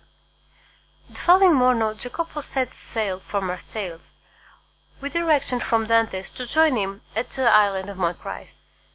Having seen Jacopo fairly out of the harbour, Dantes proceeded to make his final adieu on board the young Amelia, distributing so liberal a gratuity among her crew as to secure him the good wishes of all, and expressions of cordial interest in all that concerned him. To the captain he promised to write when he had made up his mind as to his future plans. Then Dantes departed for Genoa. At the moment of his arrival, a small yacht was under trial in the bay. This yacht had been built by order of an Englishman, who, having heard that the Genoese excelled all other builders along the shores of the Mediterranean in the construction of fast-sailing vessels, was desirous of possessing a specimen of their skill. The price agreed upon between the Englishman and the Genoese builder was 40,000 francs. Dantes, struck with the beauty and capability of the little vessel, applied to its owner to transfer it to him, offering 60,000 pounds, upon condition that he should be allowed to take immediate possession. The proposal was too advantageous to be refused, the more so as the person for whom the yacht was intended had gone upon a tour through Switzerland, and was not expected back in less than 3 weeks or a month, by which time the builder reckoned upon being able to complete another. A bargain was therefore struck. Dantes led the owner to the yacht to the dwelling of a Jew, retired with the latter for a few minutes to a small back parlour, and upon their return the Jew counted out the shipbuilder the sum of 60,000 francs in bright gold pieces. The delighted builder then offered their services in providing a suitable crew for the little vessel, but this Dantes declined with many thanks, saying he was accustomed to cruise about quite alone, and his principal pleasure consisted in managing his yacht himself. And the only thing the builder could oblige him in would be to contrive a sort of secret closet in the cabin at his bed's head, the closet to contain 3 divisions, so constructed as to be concealed from all but himself. The builder cheerfully undertook the commission, and promised to have these secret places completed by the next day, Dantes furnishing the dimensions and plan in accordance with which they were to be constructed. The following day Dantes sailed with his yacht from Genoa, under the inspection of an immense crowd that drawn together by curiosity to see the rich Spanish nobleman who preferred managing his own yacht. But their wonder was soon changed to admiration at seeing the perfect skill with which Dantes handled her helm. The boat, indeed, seemed to be animated with almost human intelligence, so promptly did it obey the slightest touch. And Dantes required but a short trial of his beautiful craft to acknowledge that the Genoese had not without reason attained her high reputation in the art of shipbuilding. Spectators followed the little vessel with their eyes as long as it remained visible. They then returned their conjectures upon her probable destination. Some insisted she was making for Corsica, others the island of Elba. Bets were offered to any amount that she was bound for Spain, while Africa was possibility reported by many persons as her intended course, but no one thought of Monte Cristo. Yet thither it was that Dantes guided his vessel, and at Monte Cristo he arrived at the close of the second day. His boat had proved herself a first-class sailor, and had come the distance from Genoa in 35 hours. Dantes had carefully noted the general appearance of the shore, and, instead of landing at the usual place, he dropped anchor in the little creek. The island was utterly deserted, and bore no evidence of having been visited since he went away. His treasure was just as he had left it. Early on the following morning he commenced the removal of his riches, and ere nightfall the whole of his immense wealth was safely deposited in the compartments of the secret locker. A week passed by. Dantes employed it in manoeuvring his yacht round the island, studying it as a skilful horseman would the animal he destined for some important service, till at the end of that time he had perfectly conversant with its good and bad qualities. The former Dantes proposed to augment, the later to remedy. Upon the 80th day he discerned a small vessel under full sail approaching Monte Cristo. As it drew near, he recognized it as the boat he had given to Jacopo. He immediately signalled it. His signal was returned, and in 2 hours afterwards the newcomer lay at anchor beside the yacht. A mournful answer awaited each of Edmond's eager inquiries as to the information Jacopo had obtained. Old Dantes was dead, and Marseilles had disappeared. Dantes listened to these melancholy tidings with outward calmness, but, leaping lightly ashore, he signified his desire to be quite alone. In a couple of hours he returned. 2 of the men from Jacopo's boat came on board the yacht to assist him in navigating it, and he gave orders that she should be steered direct to Marseilles. For his father's death he was in some manner prepared, but he knew not how to account for the mysterious disappearance of Marseilles. Without divulging his secret, Dantes could not give sufficiently clear instructions to an agent. There were, besides, other particulars he was desirous of ascertaining, and those were of a nature he alone could investigate in a manner satisfactory to him. His looking-glass had assured him, during his stay at Leghorn, that he ran no risk of recognition. Moreover, he had now the means of adopting any disguise he thought proper. One fine morning, then, his yacht, followed by the little fishing boat, boldly entered the port of Marseilles, and anchored exactly opposite the spot from whence, on the never-to-be-forgotten night of his departure at Chateau d'If, he had been put on board the boat destined to convey him thither. Still Dantes could not view without a shudder the approach of a gendarme who accompanied the officers deputed to demand his bill of health. Here the yacht was permitted to hold communication with the shore. But with that perfect self-possession he had acquired during his acquaintance with Faria, Dantes coolly presented an English passport he had obtained from Leghorn, and as this gave him a standing which a French passport would not have afforded, he was informed that there existed no obstacle to his immediate deportation. The first person to attract the attention of Dantes, as he launched on the Canebière, was one of the crew belonging to the Pharaon. Edmond welcomed the meeting with this fellow, who had been one of his own sailors, as a sure means of testing the extent of the change which time had worked in his own appearance. Going straight towards him, he propounded a variety of questions on different subjects, carefully watching the man's countenance as he did so, but not a word or look implied that he had the slightest idea of ever having seen before the person with whom he was then conversing. Giving the sailor a piece of money in return for his civility, Dantes proceeded onwards, but ere he had gone many steps, he heard the man loudly calling in to stop. Dantes instantly turned to meet him. "I beg your pardon, sir," said the honest fellow, in almost breathless haste, "but I believe you made a mistake. You intended to give me a 2-franc piece, and see, you gave me a double Napoleon." "Thank you, my good friend. I see that I have made a trifling mistake, as you say. But by way of rewarding your honesty, I give you another double Napoleon, that you may drink to my health, and be able to ask your messmates to join you." So extreme was the surprise of the sailor, that he was unable even to thank Edmond, whose receding figure he continued to gaze after in speechless astonishment. "Some nabob from India," was his comment. Dantes meanwhile went on his way. Each step which rather pressed his heart with fresh emotion.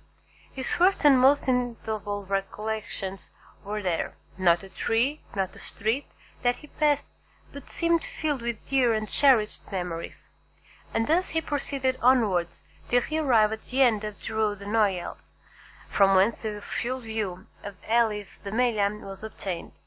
At this spot, so pregnant with fond and filial remembrances, his heart beat almost so bursting, his knees tottered under him, a mist floated over his side, and had he not clung for support to one of the trees, he would inevitably have fallen to the ground and been crushed beneath the many vehicles continually passing him there. Recovering himself, however, he wiped the perspiration from his brows, and stopped not again till he found himself at the door of the house in which his father had lived. The nasturtiums and other plants, which his father had delighted to train before his window, had all disappeared from the upper part of the house. Leaning against the tree, he gazed thoughtfully for a time at the upper stories of the shabby little house. Then he advanced to the door, and asked whether there were any rooms to be let. Though answered in the negative, he begged so earnestly to be permitted to visit those on the 5th floor, that, in spite of the oft-repeated assurance of the concierge that they were occupied, Dantes succeeded in inducing the man to go up to the tenants, and ask permission for a gentleman to be allowed to look at them. The tenants of the humble lodging were a young couple who had been scarcely married a week, and seeing them, Dantes sighed heavily. Nothing in the 2 small chambers forming the apartments remained as it had been in the time of the elder Dantes. The very paper was different, while the articles of antiquated furniture with which the room had been filled in Edmond's time had all disappeared. The 4 walls alone remained as he had left them. The bed belonging to the present occupants was placed as the former owner of the chamber had been accustomed to have his, and, in spite of his efforts to prevent it, the eyes of Edmond were suffused in tears as he reflected that on that spot the old man had breathed his last, vainly calling for his son. The young couple gazed with astonishment at sight of their visitor's emotion, and wondered to see large tears silently chasing each other down his otherwise stern and immovable features. But they felt the sacredness of his grief, and kindly refrained from questioning him as to its cause, while, with instinctive delicacy, they left him to indulge his sorrow alone. When he withdrew from the scene of his painful recollections, they both accompanied him downstairs, reiterating their hope that he would come again whenever he pleased, and assuring him that their poor dwelling would ever be open to him. As Edmond passed the door on the 4th floor, he paused to inquire whether Caderousse, the tailor, still dwelt there, but he received for reply that the person in question had got into difficulties, and at the present time kept a small inn on the route from Bellegarde to Beaucaire. Having obtained the address of the person to whom the house in Ailles de Mayan belonged, Dantes next proceeded thither, and, under the name of Lord Wilmore, the name and title inscribed on his passport, purchased the small dwelling for the sum of 25,000 francs, at least 10,000 more than it was worth. But had its owner asked 500,000, it would unhesitatingly have been given.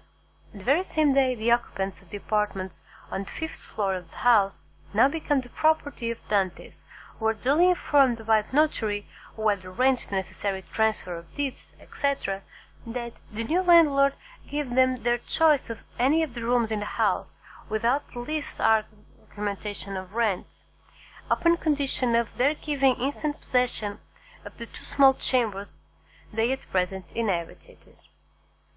This strange event aroused great wonder and curiosity in the neighborhood of the Ailles de Mayan, and a multitude of theories were afloat, none of which was anywhere near the truth. But what raised public astonishment to a climax, and set all conjecture at defiance, was the knowledge that the same stranger who had in the morning visited the Ailles de Mayan had been seen in the evening walking in the little village of the Catalans, and afterwards observed to enter a poor fisherman's hut, and to pass more than an hour in inquiring after persons who had either been dead or gone away for more than 15 or 16 years. But on the following day, the family from whom all these particulars had been asked received a handsome present, consisting of an entirely new fishing boat, with 2 sails and a tender. The delighted recipients of these magnificent gifts would gladly have poured out their thanks to their generous benefactor, but they had seen him, upon quitting the hut, merely give some orders to a sailor, and then, springing lightly on horseback, leave Marseilles by the 4th day. Chapter 26. The Pont du Gard Inn. Such of my readers as have made the pedestrian excursions to the south of France may perchance have noticed, without midway between the town of Beaucaire and village of Bellegarde, a little nearer to the former than to the latter, a small roadside inn, from the front of which hung, creaking and flapping in the wind, a sheet of tin covered with a grotesque representation of the Pont du Gard. This modern place of entertainment stood on the left-hand side of the post road, and backed upon the Rhone. It also boasted of what it Languedoc is styled a garden, consisting of a small plot of ground on the side opposite to the main entrance reserved for the reception of guests. A few dinging olives and stunted fig trees struggle hard for existence, but their with dusty foliage abundantly prove how unequal was the conflict. Between these sticky shrubs grew a scanty supply of garlic, tomatoes, and escalots, while, lone and solitary, like a forgotten sentinel, a tall pine raised its melancholy head in one of the corners of this unattractive spot, and displayed its flexible stem and fan-shaped summit, dried and cracked by the fierce heat of the subtropical sun. In the surrounding plain, which more resembled a dusky lake than solid ground, were scattered a few miserable stalks of wheat, the effect, no doubt, of a curious desire on the part of the agriculturists of the country to see whether such a thing as the raising of grain in those parched regions were practicable. Each stalk served as a perch for a grasshopper, which regaled the passers-by through this Egyptian scene with its straight and monotonous tone. For about 7 or 8 years the little tavern had been kept by a man and his wife, with 2 servants, a chambermaid named Trinette and a hostler called Pacote. This small staff was quite equal to all the requirements, for a canal between Beaucaire and Aigues-Mortes had revolutionized transportation by substituting boats for the cart and the stagecoach, and, as though to add to the daily misery which this prosperous canal inflicted on the unfortunate innkeeper, whose utter ruin it was fast accomplished, it was situated between the Rhone from which it had its source and the post road it had depleted, not 100 steps from the inn, of which we have given a brief but faithful description. The innkeeper himself was a man of from 40 to 55 years of age, tall, strong, and bony, a perfect specimen of natives of those southern latitudes. He had dark, sparkling, and deep-set eyes, hooked nose, and teeth white as those of a carnivorous animal. His hair, like his beard, which he wore under his chin, was thick and curly, and in spite of his age but slightly interspersed with a few silvery threads. His natural dark complexion had assumed a still further shade of brown from the habit the unfortunate man had acquired of stationing himself from morning till eve at the threshold of his door, on the lookout for guests who seldom came. Yet there he stood, day after day, exposed to the meridional rays of a burning sun, with no other protection for his head than a red handkerchief twisted around it, after the manner of the Spanish muleteers. This man was our old acquaintance, Gaspard Caderousse. His wife, on the contrary, whose maiden name had been Madeleine Radel, was pale, meagre, and sickly-looking. Born in the neighbourhood of Arles, she had shared in the beauty for which its women are proverbial, but that beauty had gradually withered beneath the devastating influence of the slow fever so prevalent among dwellers by the ponds of Aigues-Mortes and the marshes of Camargue. She remained nearly always in her second-floor chamber, shivering in her chair, or stretched languid and feeble on her bed, while her husband kept his daily watch at the door, a duty he performed with so much the greater willingness as it saved him the necessity of listening to the endless plaints and murmurs of his helpmate, who never saw him without breaking out into bitter invectives against fate, to all of which her husband would calmly return an unvarying reply, in these philosophic words: "Hush, La Carcotte, it is God's pleasure that things should be so." The sobriquet of La Carconte had been bestowed on Madeleine Radel from the fact that she had been born in a village, so called, situated between Salon and Las Banques, and as a custom existed among the inhabitants of that part of France where Caderousse lived of styling every person by some particular and distinctive appellation, her husband had bestowed on her the name of La Carconte in place of her sweet and euphonious name of Madeleine, which, in all probability, his rude guttural language would not have enabled him to pronounce. Still, let it not be supposed that, amid this affected resignation to the will of Providence, the unfortunate innkeeper did not write under the double misery of seeing the hateful Scanel carry off his customers and his profits, and the daily inflictions of his peevish partner's murmurs and lamentations. Like other dwellers in the south, he was a man of sober habits and moderate desires, but fond of external show, vain, and addicted to display. During the days of his prosperity, not a festivity took place without himself and wife being among the spectators. He dressed in the picturesque costume worn upon grand occasions by the inhabitants of the south of France, bearing equal resemblance to the style adopted both by the Catalans and Andalusians, while La Carconte displayed the charming fashion prevalent among the women of Arles, a mode of attire borrowed equally from Greece and Arabia. But, by degrees, watch chains, necklaces, parti-coloured scarfs, embroidered bodices, velvet vests, elegantly worked stockings, striped gaiters, and silver buckles for shoes all disappeared, and Gaspard Caderousse, unable to appear abroad in his pristine splendour, had given up any further participation in the pomps and vanities, both from him and his wife, although a bitter feeling of envious discontent filled his mind as the sound of mirth and merry music from the joyous revellers reached even the miserable hostelry to which he still clung, more for the shelter than profit it afforded.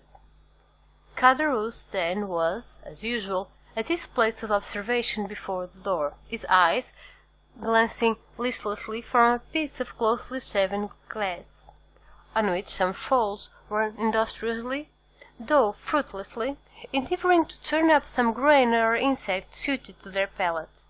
To the deserted road, which led away to the north and south, when he was aroused by the shrill voice of his wife, and grumbling to himself as he went, he mounted to her chamber, first taking care, however, to set the entrance door wide open, as an invitation to any chance traveller who might be passing.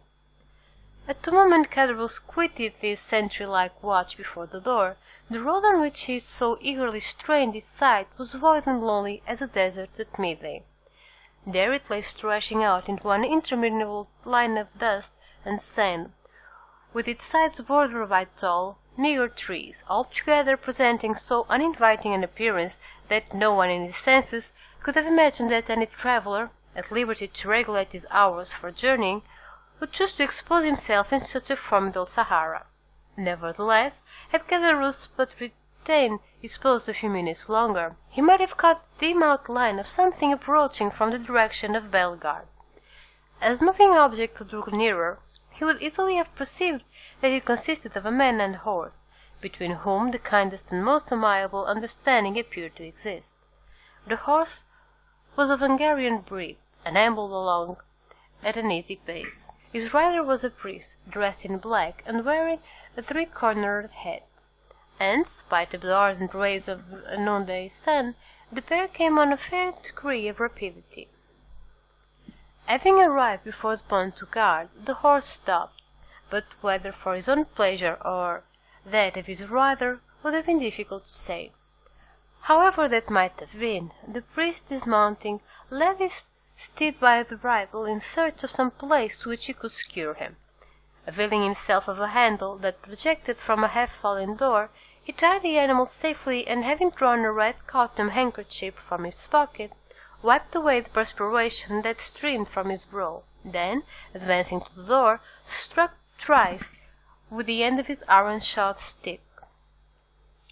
At this unusual sound, a huge black dog came rushing to meet the daring assailants at his ordinary tranquil abode, snarling and displaying his sharp white teeth with a determined hostility that abundantly proved how little he was accustomed to society. At that moment a heavy footstep was heard descending the wooden staircase that led from the upper floor, and, with many bows and courteous smiles, mine host of the Pont du Gard besought his guests to enter. "You are welcome, sir, most welcome," repeated the astonished Caderousse. "Now, then, Margotin," cried he, speaking to the dog, "will you be quiet? Pray, don't hit him, sir. He only barks, he never bites. I make no doubt a glass of good wine would be acceptable this dreadful hot day." Then, perceiving for the first time the garb of the traveller he had to entertain, Caderousse hastily exclaimed, "A thousand pardons! I really did not observe whom I had the honour to receive under my poor roof. What would the abbé please to have? What refreshment can I offer? All I have is at his service." The priest gazed on the person addressing him with a long and searching gaze. There even seemed a disposition on his part to court a similar scrutiny on the part of the innkeeper. Then, observing in the countenance of the latter no other expression than extreme surprise at his own want of attention to an inquiry so courteously worded, he deemed it as well to terminate his dumb show, and therefore said, speaking with a strong Italian accent, "You are, I presume, Monsieur Caderousse?" "Yes, sir," answered the host, even more surprised at the question than he had been by the silence which had preceded it. "I am Gaspard Caderousse, at your service." "Gaspard Caderousse," rejoined the priest. "Yes, Christian and surname are the same. You formerly lived, I believe, in the Halles de Milan, on the 4th floor." "I did." and you followed the business of a tailor. True, I was a tailor, till the trade fell off. It is so hot at Marseilles that really I believe that the respectable inhabitants will in time go without any clothing whatever. But talking of heat, is there nothing I can offer you by way of refreshment? Yes, let me have a bottle of your best wine, and then, with your permission, we will resume our conversation from where we left off.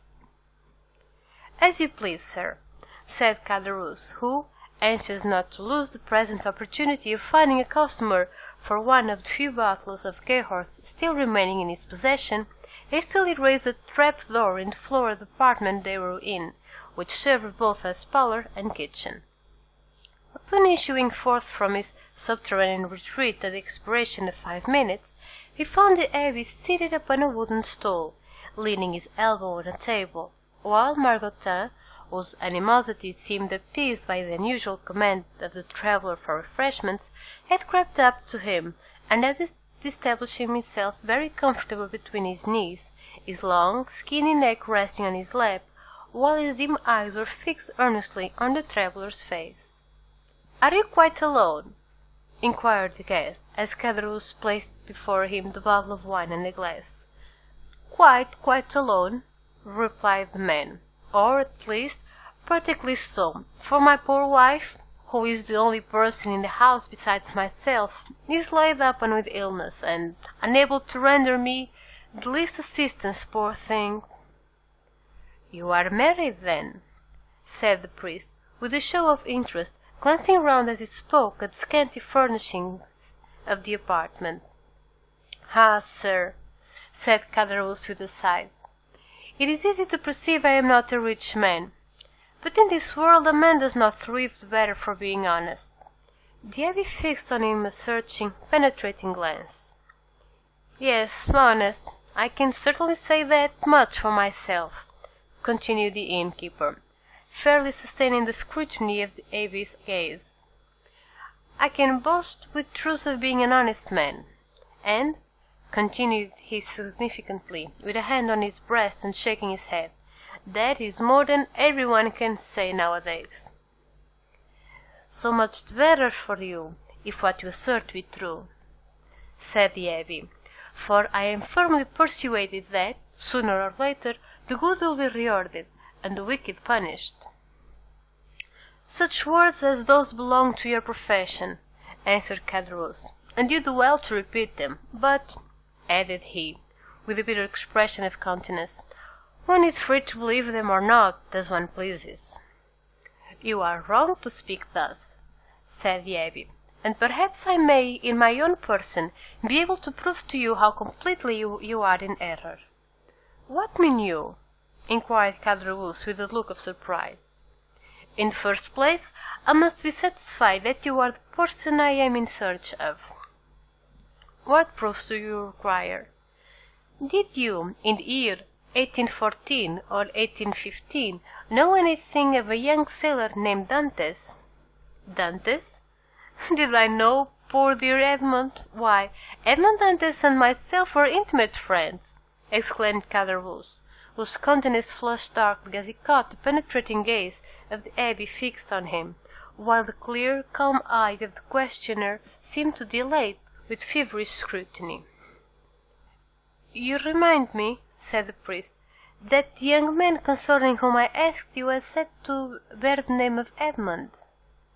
"Said to bear the name," repeated Caderousse, becoming excited and eager. "Why, he was so called as truly I myself bore the appellation of Gaspard Caderousse. But tell me, I pray, what has become of poor Edmond? Did you know him? Is he alive and at liberty? Is he prosperous and happy?"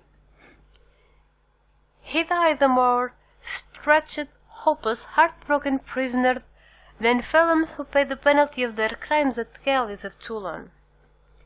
A deadly pallor followed the flush of the countenance of Caderousse, who turned away, and the priest saw him wiping the tears from his eyes with the corner of the red handkerchief twisted round his head. Poor fellow, murmured Caderousse. "Well, there, sir, is another proof that good people are never rewarded on this earth, and that none but wicked prosper. Ah," continued Caderousse, speaking in the highly colored language of the South, "the world grows worse and worse. Why does not God, if he really hates the wicked, as he is said to do, send down brimstone and fire and consume them altogether?" "You speak as though you have loved these young Dantes," observed the abbe, without checking any voice of his companion's vehemence. "And so I did," replied Caderousse, "though once, I confess, I envied him his good fortune. But I swear to you, sir, I swear to you by everything a man holds dear, I have, since then, deeply and sincerely lamented his unhappy fate." There was a brief silence, during which a fixed, searching eye of the abbe was employed in scrutinizing the agitated features of the innkeeper. "You knew the poor lad, then?" continued Caderousse. "I was called to see him on his dying bed, that I might administer to him the consolations of religion." "And of what did he die?" asked Caderousse in a choking voice. "Of what, think you, do young and strong men die in prison, when they have scarcely numbered their 30th year, unless it be of imprisonment?" Caderousse wiped away the large beds of perspiration that gathered on his brow. "But the strangest part of the story is," resumed the abbe, "that Dantes, even in his dying moments, swore by his crucified Redeemer that he was utterly ignorant of the cause of his detention." "And so he was," murmured Caderousse. "How should he have been otherwise? Ah, sir, the poor fellow told you the truth." "And for that reason he besought me to try and clear up a mystery he had never been able to penetrate, and to clear his memory should any false spot or stain have fallen on it." And here the look of the abbe, becoming more and more fixed, seemed to rest with ill-concealed satisfaction on the gloomy depression which was rapidly spreading over the countenance of Caderousse. "A rich Englishman," continued the abbe, "who had been his companion in misfortune, but had been released from prison during the second restoration, was possessed of a diamond of immense value. This jewel he bestowed on Dantes upon himself within the prison, as a mark of his gratitude for the kindness and brotherly care with which Dantes had nursed him in a severe illness he underwent during his confinement. Instead of employing his diamond in attempting to bribe his jailers, who might only have taken it and then betrayed him to the governor, Dantes carefully preserved it. Then, in the event of his getting out of prison, he might have wherewithal to life, for the sale of such a diamond would have quite sufficed to make his fortune." "Then I suppose," asked Caderousse with eager, glowing looks, "that it was a stone of immense value?" "Why, everything is relative," answered the abbe. "To one in Edmond's position the diamond certainly was of great value. It was estimated at 50,000 francs." "Bless me!" exclaimed Caderousse. 50,000 francs! Surely the diamond was as large as a nut to be worth all that." "No," replied the abbe, "it was not of such a size as that. But you shall judge for yourself. I have it with me." The sharp gaze of Caderousse was instantly directed towards the priest's garments, as though hoping to discover the location of the treasure. Calmly drawing forth from his pocket a small box covered with black shrapnel, the abbe opened it, and displayed to the dazzled eyes of Caderousse the sparkling jewel it contained, set in a ring of admirable workmanship. "And that diamond," cried Caderousse, almost restless with eager admiration, "you say is worth 50,000 francs?" "It is, without the setting, which is also valuable," replied the abbe, as he closed the box and returned it to his pocket, while its brilliant hues seemed still to dance before the eyes of the fascinated innkeeper.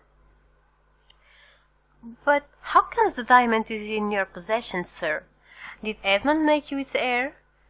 "No, merely his testamentary executor. I once possessed it 4 dear and faithful friends, besides the maiden to whom I was betrothed," he said, and I feel convinced they have all unfeignedly grieved over my loss. The name of one of the 4 friends is Caderousse." The innkeeper shrieks. "Another of the number," continued the abbe, without seeming to notice the emotion of Caderousse, "is called Danglers, and the third, in spite of being my rival, entertained a very sincere affection for me." A fiendish smile played over the features of Caderousse, who was about to break in upon the abbe's speech, when the latter, waving his hand, said, "Allow me to finish first, and then if you have any observations to make, you can do so afterwards. The third of my friends, although my rival, was much attached to me. His name was Fernand. That of my betrothed was—" "Stay, stay," continued the abbe, "I have forgotten what he called her." "Mercedes," said Caderousse eagerly. "True," said the abbe, with a stifled sigh. "Mercedes it was." "Go on," urged Caderousse. "Bring me a carafe of water," said the abbe. Caderousse quickly performed the stranger's bidding, and after pouring some into a glass and slowly swallowing its contents, the abbe, resuming his usual placidity of manner, said, as he placed his empty glass on the table, "Where did we leave off?" "The name of Edmond's betrothed was Mercedes." "To be sure. You will go to Marseilles," said Dantes, "for you understand, I repeat these words just as he uttered them. Do you understand?" "Perfectly." "You will sell this diamond. You will divide the money into 5 equal parts, and give an equal portion of these good friends, the only persons who have loved me upon earth." "But why into 5 parts?" asked Caderousse. "You only mentioned 4 persons." "Because the 5th is dead, as I hear. The 5th sharer in Edmond's bequest was his own father."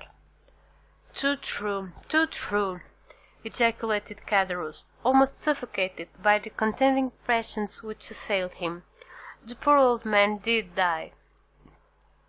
"I learned so much at Marseilles," replied the abbe, making a strong effort to appear indifferent, "but from the length of time that has elapsed since the death of the elder Dantes, I was unable to obtain any particulars of his end. Can you enlighten me on that point?" "I do not know who could if I could not." "Why, I lived almost on the same floor with the poor old man." "Ah, yes. About a year after the disappearance of his son, the poor old man died." "Of what did he die?" "Why, the doctors call his complaint gastroenteritis, I believe. His acquaintances said he died of grief, but I, who saw him in his dying moments, I say he died of—" "Of what?" asked the priest anxiously and eagerly. "Why, of downright starvation." "Starvation!" exclaimed the abbe, springing from his seat. "Why, the vilest animals are not suffered to die by such a death as that. The very dogs that wander houseless and homeless in the streets find some pitying hand to cast them a mouthful of bread, and that a man, a Christian, should be allowed to perish of hunger in the midst of other men who call themselves Christians is too horrible for belief. Oh, it is impossible, utterly impossible." "What I have said," answered Caderousse. And you are a fool for having said anything about it," said the voice from the top of the stairs. "Why should you meddle with what does not concern you?" The 2 men turned quickly, and saw the sickly countenance of La Carconte peering between the baluster rails. Attracted by the sound of voices, she had feebly dragged herself down the stairs, and, seated on the lower step, head on knees, she had listened to the foregoing conversation. "Mind your own business, wife," replied Caderousse sharply. "This gentleman asks me for information, which common politeness will not permit me to refuse." "Politeness, you simpleton!" retorted La Carconte. "What have you to do with politeness, I should like to know? Better study a little common prudence. How do you know the motives that person may have for trying to extract all he can from you?" "I pledge you my word, madam," said the abbé, "that my intentions are good, and that your husband can incur no risk, provided he answers me candidly." "Ah, that's all very fine," retorted the woman. "Nothing is easier than to begin with fair promises and assurances of nothing to fear, but when poor, silly folks, like my husband there, have been persuaded to tell all they know, the promises and assurances of safety are quickly forgotten, and at some moment, when nobody expecting it, behold trouble and misery, and all sorts of persecutions are heaped on unfortunate wretches who cannot even see whence all their afflictions come. Nay, nay, my good woman, make yourself perfectly easy, I beg of you. Whatever evils may befall you, they will not be occasioned by my instrumentality. That I solemnly promise you." La Carconte muttered a few inarticulate words, then let her head again drop upon her knees, and went into a fit of ague, leaving the two speakers to resume the conversation, but remaining so as to be able to hear every word they uttered. Again the abbé had been obliged to swallow a draught of water to calm the emotions that threatened to overpower him. When he had sufficiently recovered himself, he said, "It appears then that the miserable old man you were telling me of was forsaken by everyone. Surely, had not such been the case, he would not have perished by so dreadful a death." "Why, he was not altogether forsaken," continued Caderousse, "for Marseilles, the Castellan, and Monsieur Morel were very kind to him, but somehow the poor old man had contracted a profound hatred for Fernand, the very person," added Caderousse with a bitter smile, "that you named just now as being one of Dante's faithful and attached friends." "And was he not so?" asked the abbé. "Gaspard, Gaspard," murmured the woman from her seat on the stairs, "mind what you are saying." Caderousse made no reply to these words, though evidently irritated and annoyed by the interruption, but, addressing the abbé, said, "Can a man be faithful to another whose wife he covets and desires for himself? But Dantes was so honourable and true in his own nature that he believed everybody's professions of friendship. Poor Edmond, he was cruelly deceived, but it was fortunate that he never knew, or he might have found it more difficult, when on his deathbed, to pardon his enemies. And whatever people may say," continued Caderousse in his native language, which was not altogether devoid of rude poetry, "I cannot help being more frightened at the idea of the malediction of the dead than the hatred of the living." "Imbecile!" exclaimed La Carconte. "Do you, then, know in what manner Fernand injured Dantes?" inquired the abbé of Caderousse. "Do I? No one better." "Speak out, then, say what it was." "Gaspard," cried La Carconte, "do as you will, you are master, but if you take my advice, you'll hold your tongue."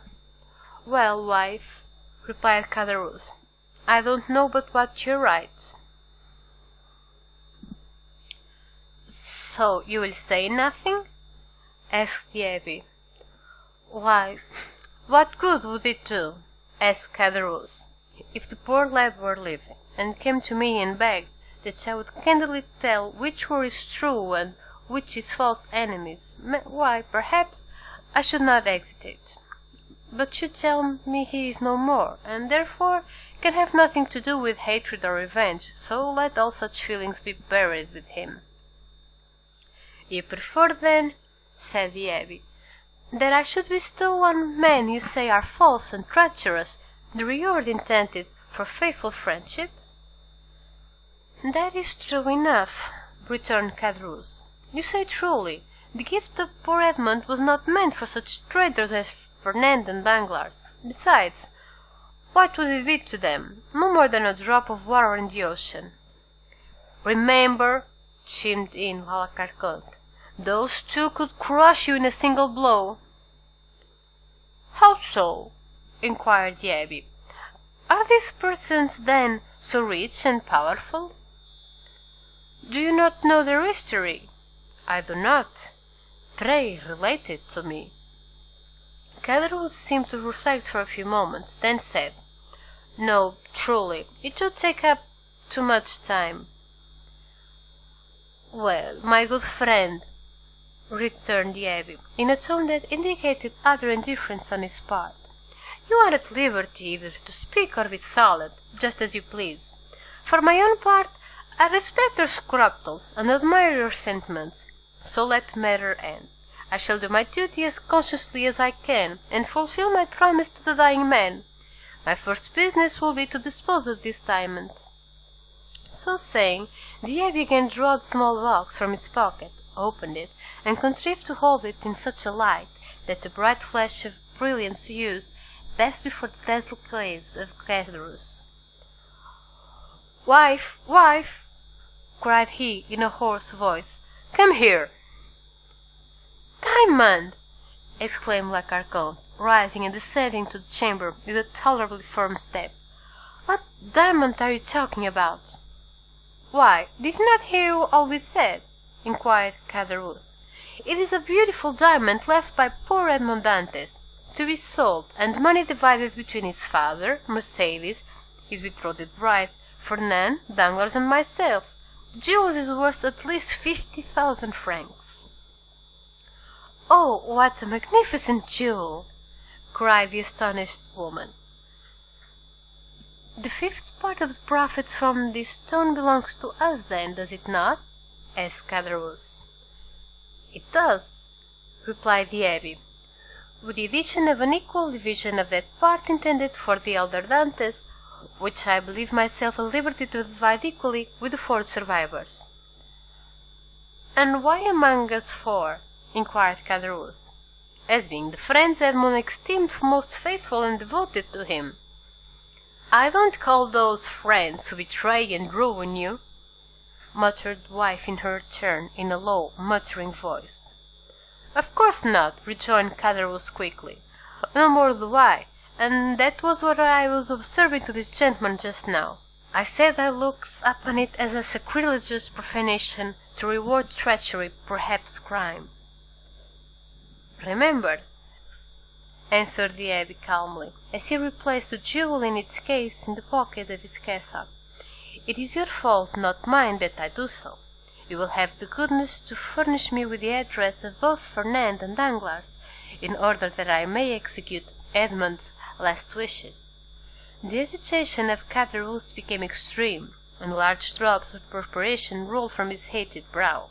As he saw the abbé rise from his seat and go towards the door, as though to ascertain if his horse was sufficiently refreshed to continue his journey, Caderousse and his wife exchanged looks of deep meaning.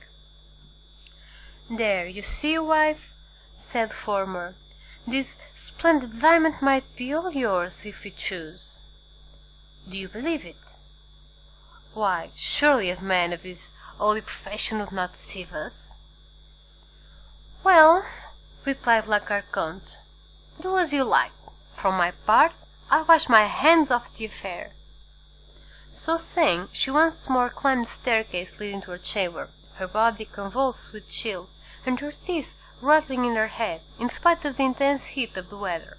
Arrived at the top stairs, she turned round, and called out, in a warning tone, to her husband, "Gaspard, consider well what you are about to do." "I have both reflected and decided," answered he. La Carconte entered her chamber, the flooring of which creaked beneath her heavy, uncertain tread, as she proceeded towards her armchair, into which she fell as though exhausted. "Well?" asked the abbé, as he returned to the apartment below. "What have you made up your mind to do?" "To tell you all I know," was the reply. "I certainly think you act wisely in so doing," said the priest. "Not because I have the least desire to learn anything you may please to conceal from me, but simply that if, through your assistance, I could distribute the legacy according to the wishes of the testator, why, so much the better, that is all." "I hope it may be so," replied Caderousse, his face flushed with cupidity. "I am all attention," said the abbe. "Stop a minute," answered Caderousse. "We might be interrupted in the most interesting part of my story." "Which would be a pity, and it is as well that your visit thither should be made known only to ourselves." With these words he went stealthily to the door, which he closed, and, by way of still greater precaution, bolted and barred it, as he was accustomed to do at night. During this time the abbe had chosen his place for listening at his ease. He removed his seat into a corner of the room, where he himself would be in deep shadow, while the light would be fully thrown on the narrator. Then, with head bent down and hands clasped, or rather clenched together, he prepared to give his whole attention to Caderousse, who seated himself on the little stool exactly opposite to him. "Remember, this is no affair of mine," said the trembling voice of La Carconte, as though through the flooring of her chamber she viewed the scene that was enacting below. "Enough, enough," replied Caderousse. "Say no more about it. I will take all the consequences upon myself." And he began his story.